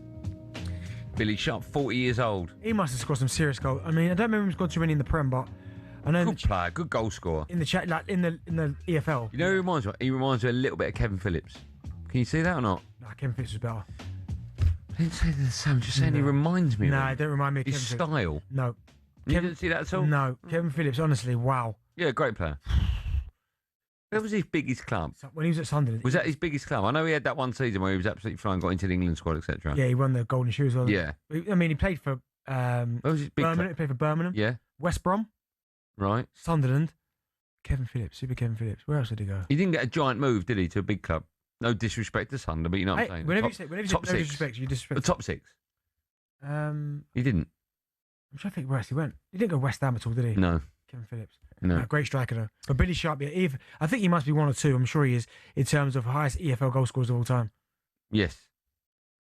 Yeah, I'd imagine so. I don't know. Must be. Yeah. Follow us at 7. Adrian Durham hosts live commentary of Everton against Man City. We'll have team news for that one as soon as it drops, as the kids would say. In fact, we can look ahead to that one now. In more details, we're joined by former Man United captain, legend as well, your co-commentator for tonight's football. As we say, a happy Bank Holiday Monday to Steve Bruce. Hello, Steve. Good afternoon, lads. How are you doing? We're good. Are you having a nice bank holiday? Yeah, absolutely. I had to leave the pub a little bit early, though. I had to say, I was just about to get stuck into a nice lunch, and a few mates arrived. Sun was out, but I had to go home and get changed to come here. And why not? What was your pre-match meal, Steve? 2 pints of Guinness and a steak sandwich. How ironic! How does that sound? This sounds very tasty, actually, if I'm being honest. Yeah, what would you have? Very good. What would you have before a big game? Oh, before a big game, I didn't do much. I was cereal more than cereal and toast was me. An egg on toast, yeah, something like that. There was a stage when I was very, very, very young that I used to do herring, fish, and I thought, wow, for a long, long time. But yeah, mainly toast and cereal and eggs. What, even for like a 3 o'clock kickoff? Yeah, at lunchtime, yeah. Okay. I would have that at lunchtime, yeah. Some Frosties. Quarter 12, 12 o'clock. Cocoa Pops. yeah. Right. Have to be Frosties, wouldn't it? You know why? Because they're great. Right. Oh, stop. Let's talk about... Hey, by the way, the last time I was with you, how did you get on with your award? Oh, I don't know if he's saying that because he knows the outcome. I don't know. I could hear Izzy laughing in the background. Steve, why don't you tell Adrian Durham to mind his own business and let me get on with my job? All right. Well, he preempted me just to, give me a gentle nudge, and I know how competitive you lads are. Yeah. I did the same as he did in the award category. Okay. Okay. How about that for an answer? Right. Listen. Simon Jordan again, was it? Yes, it was Simon Jordan again. All right? How many times has he won it now, Simon? I'll have to remember. He'll tell me next time I see him, by the way. Adrian Durham laughing. I think it's 4 on the bounce, Yeah, it's 4 on the bounce. Is he 4 on the bounce? Yeah. You know what? About 4 minutes ago when we started this conversation, I was a big fan of yours, Steve. I know. I'm sorry. I do apologise. I'm only playing. Right. We've had a good weekend, though. The Reds have had a good weekend, huh? Yes. They have indeed, Arsenal. What a result that was. Oh, Benty as well. I'm a bit disappointed in you. As I was driving here, you mentioned every club that you played for, apart from Sunderland, where you were the local hero. Oh. No, why did you mention that? You're a disgrace, Benty. No. How many times have I spoken about my time at Sunderland to you? Many a time. Playing under Ross. Steve, I didn't hear it today, by the way. I heard all about it. You're right, because you didn't say it, Steve. Only because today we were talking about Ipswich and early on. And I said any club. It was a teenage goal scorers. Yeah, I'm sorry about that, Yeah, Steve. teenage goals. No problem. Right, let's talk about a game tonight. Let's talk about the game tonight. Yeah. City 6 points behind, 2 games in hand, and of course Arsenal at the moment they're not tripping up whatsoever. This is huge, isn't it, for Man City? Do you expect them to come away with all 3 points, or do you think there's going to be a few twists and turns? Well, I know one thing. It's going to be very, very difficult, because you have to take your hat off to Moisey and the Everton squad and players, especially after moving into this magnificent stadium. How often do we see a team move into a new stadium and struggle with it, Thankfully, Everton have done particularly well, and they've done smashing better than most people would have probably predicted. So it's going to be really difficult. But this Man City team are a very, very good team at the moment, aren't they? And they know what they've got to do. They've got to go out and win, of course. And we know how good they are at doing that. So, yeah, big game. Obviously, big game. Going to be tough for City, but I still think they'll just edge it. I mean, they've got a really nice carrot there, because if they win, they're on the cusp of Europe. I mean, how good would it be to see Everton? Wow, I was just walking in with a guy who's a big supporter, and he's saying how well Moisey's done. And you're not surprised by it, Benty, though. He's done everywhere he's been. The big thing for me was why he didn't get enough time, at Man United. I mean, he got 6 months, which wasn't really Man U back in the day. To only give a manager 6 months, and that was probably the big regret. But he's gone on everywhere he's been, at West Ham, and 11 years here previous to when he was, and now, of course. So he's done fantastically well. What's going to happen tonight, Mr. Bruce? Well, as I said, I think I can just see City edging it. Although I think it's going to be a really, really close game. So, but yeah, City to edge it just for me. Yeah. Okay. Thanks so much for coming. Would you ask Adrian how his side got on the weekend? Because we were talking about Billy Sharp just before you come to air. Billy Sharp, what was that? Yeah, 40-year-old getting a hat-trick, wasn't it? Yeah, 40-year-old against... Who was it against? Can you ask Aid who it was against? I haven't got that information in front of me. Oh, yeah, he's shrugging his shoulders. Oh, is he now? He's blanking you now, by the way. Yeah, absolutely. Yeah. 40 years old, scores a hat-trick against Peterborough. Wow. Yeah, exactly. He's been some player over the years. He has been. And never really had a crack at the big time, really. Why is that, Steve? Why is that? I don't know. When it's just some people, it just bypasses them for whatever reason. And unfortunately, Sharpie's never really had a big crack at it, has he? No. But been a wonderful footballer over the years. Great goal scorer. Yeah. Steve, always a pleasure. Thanks so much for coming on. Enjoy the game. Thank you. Okay, thanks, lads. Thank you. There you go, on. We'll stay. Did I ever tell you about my amazing time at Sunderland? Did I tell you that before? Too late, mate. I told you many a time before. You're disgraced. You actually, I can read a bit of paper now. Don't talk about my time at Sunderland. Best ever season. Oh, what a goal! Oh, he's at the post. Oh, he scored. Hearts 1-1. Hearts 1-1 at the moment. 54 on the clock. Hearts 1, Rangers 1. Right, time now for this. Get the nod on talkSPORT with Giacomo. Style and brand for every man. Apparently, it's not legal until Paul Mitchell says it's legal. I said 1-1. Can you just confirm everything I've just said, Paul Mitchell? Absolute huge moment for Hearts at home. Hearts 1, Rangers 1, and that is official. Hearts have started well in the second half. Kizaridis off the post. The goalkeeper stood motionless. The ball came back onto Stephen Kingsley, and the Hearts left fullback was in the right place at the right time to steer the ball home. Game on again at Tynecastle. Hearts and Rangers, 1 apiece. Thank you for that. Any more goals, we will let you know. Right, time now to look back at the Premier League and who we think deserves more recognition with Giacomo. Now, this could be a player who maybe didn't win man of the match, or someone that just played their heart out but didn't really get a mention for their performance over the weekend. So, Benny, who are you going for? I'm going to go Victor Gyökeres. I think a lot of people gave obviously. So dull you are. Oh, you just Bruno Fernandes. No, I haven't picked the Man United player actually. Yeah, no, but I thought Victor Gyökeres. I think Saka took a lot of the highlights, and rightly so, because he just came back into the team. I thought Gyökeres, in terms of in an Arsenal shirt, that is the best I've seen him play this season. I thought he was outstanding. 2 goals. So dull. You're so dull. Yeah, good. I'm going for Kobbie Mainoo. See, there you go. Honestly. No, I'm not. I'm going for Conor Gallagher. Oh, good boy. Well done. Scores his first goal for Spurs. Got it early as well against Aston Villa. Great goal from outside the area. Hit it really well. I thought it was a big moment for Tottenham, right? If Tottenham survive, that might be one of the moments where they turn around and look back and go, we got an early goal and we went on to win the game. So I thought Conor Gallagher, good player. They paid about 30 million for him, something like that. Some Spurs fans weren't having him. No, they're not. But now, he scored a very important goal. So I'm going for him. Lovely, I like that. That was all thanks to our friends at Giacomo. Get the nod on talkSPORT with Giacomo. Style and brand for every man.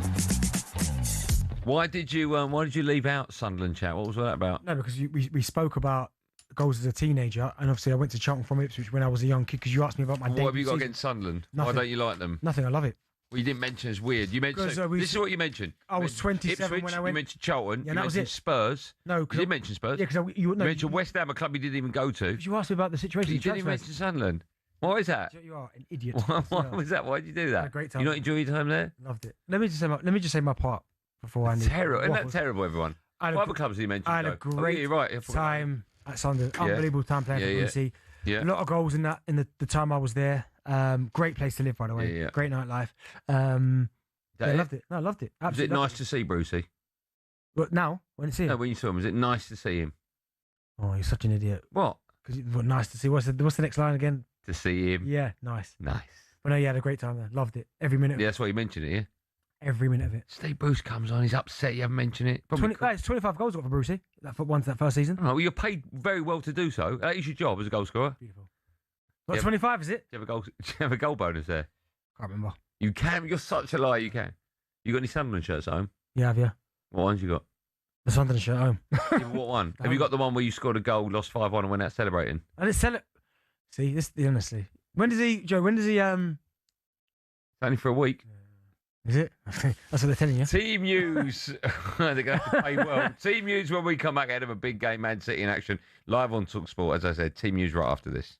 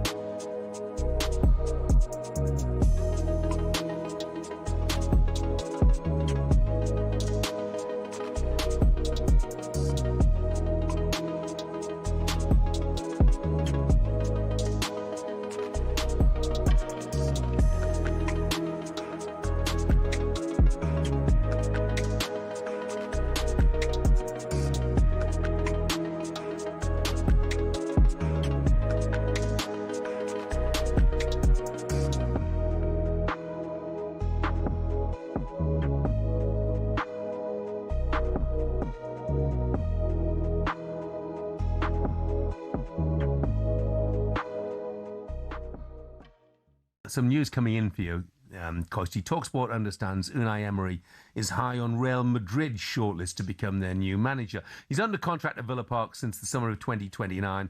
Sources in Spain believe he could be tempted by a new challenge due to Villa's financial restrictions. You know what? I was just looking back through the internet on this, and he was linked with the Real Madrid job in March, and he was linked with it again in April. So it's no surprise, really, he's been linked with it again in May. I mean, look, it wouldn't be the biggest shock in the world, would it? No, not at all. I mean, I'll be honest with you, don't want him to go. Love him, like everything about him. Like, I think the Villa fans would be sorely, they'd be bordering on devastation at Villa Park if they lost him. But you know something, there's the naughty part of me would love to see him handle Mbappe and Vinicius Jr. and those boys. Do you know what I mean? I think that would be really, really interesting. And there's no surprise because he is top class. Listen, he was disappointed with the level of performance his team put in yesterday. But why would he not come into their thinking to be their next manager? Because he certainly has proven it at just about every level. Arsenal aside, he has been absolutely fantastic. But Jeff, I want him to stay. I mean, I just wonder whether that experience at Arsenal will make him feel, rightly or wrongly, that he still has something to prove.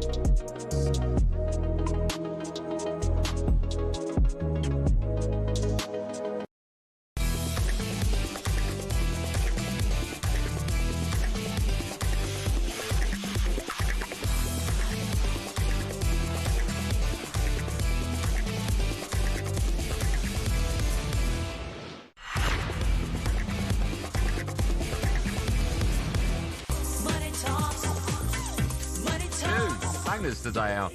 Who sang this? Was it Dirty Cash who sang it? No, Dirty Cash. Who sang Dirty Cash? Who was it, Al? Dizzy. Yeah, I don't remember them. I remember the tune. Drive on talkSPORT. Me, Andy Goldstein, Bent here in partnership with Giacomo. Get fresh looks and great brands from Giacomo. Right, here we go. Follow us at 7 to go. Adrian Domo's live commentary of a big old game in the title race. Everton take on City. Team news for that is in the one and only Studless, and that's by Earrings, nothing else. Sam Matterface has all the details. Sam, good evening. That's not true either. You've not got an earring in, have you? You've not tonight. You've not got a hole for an earring, surely, still? Of course I have. You actually have an earring? Yeah. Okay, someone's giggling away behind. I know you don't. Go on, tell us the 3 team changes news. for Everton from defeat to West Ham.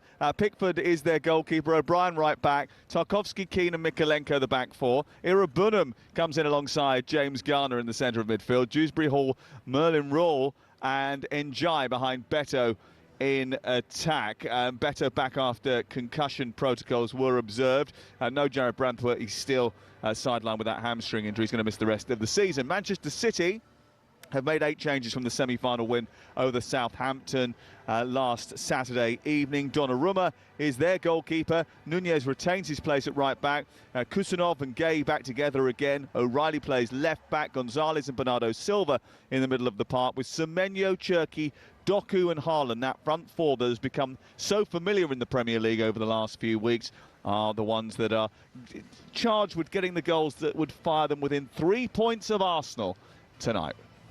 Good work as always. Thank you for that. One more billet in the studio, everyone. All right, Bill, good to see you back on Lee Monday. Well done for turning up. What did you do over the weekend? Yeah, loads. Honestly. Busy day, actually. Have you been watching Friends? Yeah, the one where Ross... Ross what? Ross goes out with Rachel's sister. I haven't seen that one. She's fuming about it. Yeah. Who is?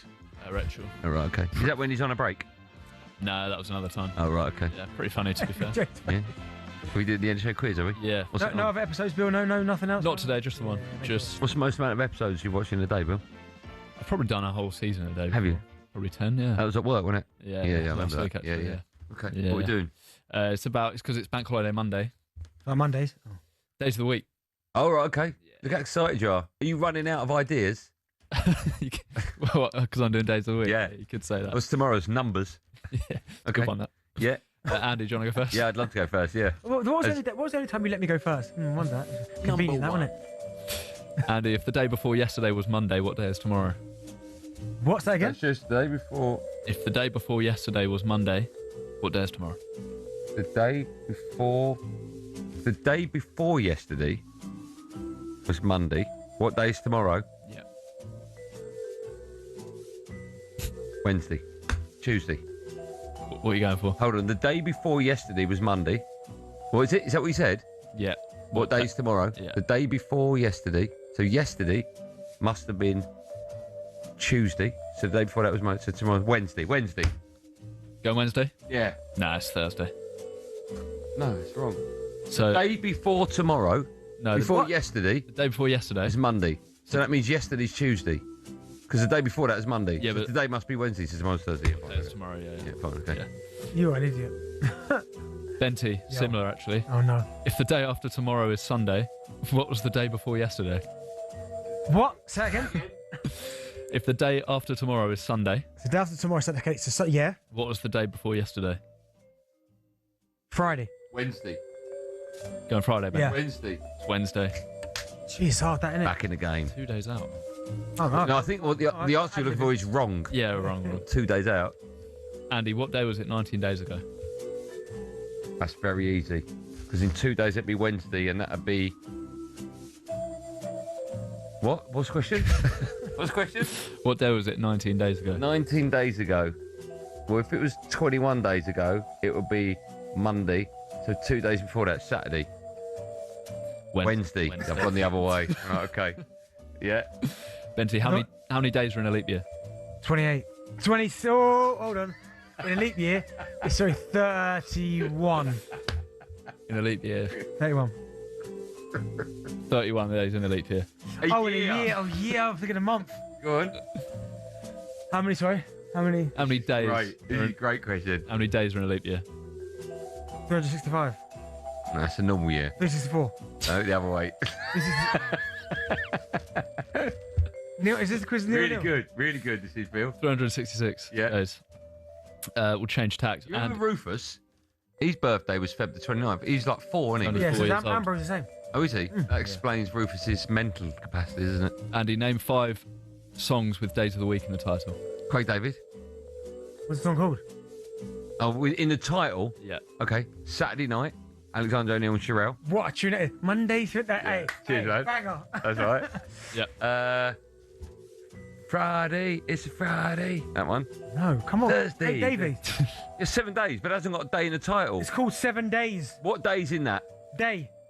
No, that's you. I can't have that, can I? Answer. How many tunes have I got to mention? 5 was quite hard. Saturday Night. No, you said 5. Right, 5. Yeah, 5. Sunday Bloody Sunday by U2. It's gone, mate. It's gone. That's what it's called. Yeah. That's what it's called. Sunday Bloody Sunday. Saturday Night, Wakefield. Oh, 3 that is. I got to tell him, I can see your lips moving. Monday, Tuesday. Yeah, Bill's done. No. Bill's done. Friday, I'm in love. Yeah. I need one more. Don't help me. I can see you helping him. Not, I promise you, no helping. Wednesday. It's only because I. Wednesday. Yeah, yeah, exactly. Yeah, we one of them. Yeah, I don't like Mondays. That's a great question. So we've got nil, none. Yeah, well, I've got 2. Spell Wednesday backwards, Benty. What? YADSENDEW. Go on, DB. That was good, 1-0, man. go on! Wait, I've never heard anyone celebrate spelling Wednesday. Backwards. Yeah, okay. 1-0. Closest wins. No, one already. Yeah, last question. Last question. How many times a day does a person blink? That's unbelievable. I'd say 30 minutes. You got an answer? 2 million. I think less than that. So I'm going to go. I've got no idea. I'm going to go. Might be 2 million. 978,000. Not even. It's about 30,000. 19,600. That's close. 2-0. DB wiped. Okay. I've got one for you. What day of the week am I going to tell you to get out of my studio? Won't be next Monday. Every day. Oh, yeah. Hey, won't be next Monday, will it? I won't be saying it to you tomorrow because you're not here. No, Emirates, mate. What about Friday? Where are you Friday? Champions League. Where are you Friday? Next week. Where are you Friday? I'll be here next week. Yeah, Joe. you won't be here Friday, will you? Disgrace. I'll be back tomorrow with Gabby Bonhole. Billy will be if I let him in. Producer Joe will be here. You'll be here, hopefully. Oh, we're going out on a good tune. Good workout. Thanks for listening. Happy Bank Holiday Monday to you. Stay with talkSPORT. It's a big game coming your way. Everton take on Man City. If Everton drop points, Everton lose the game, Man City are back in the title race. Go on, City. Have a good evening. Be safe, everyone. Be safe.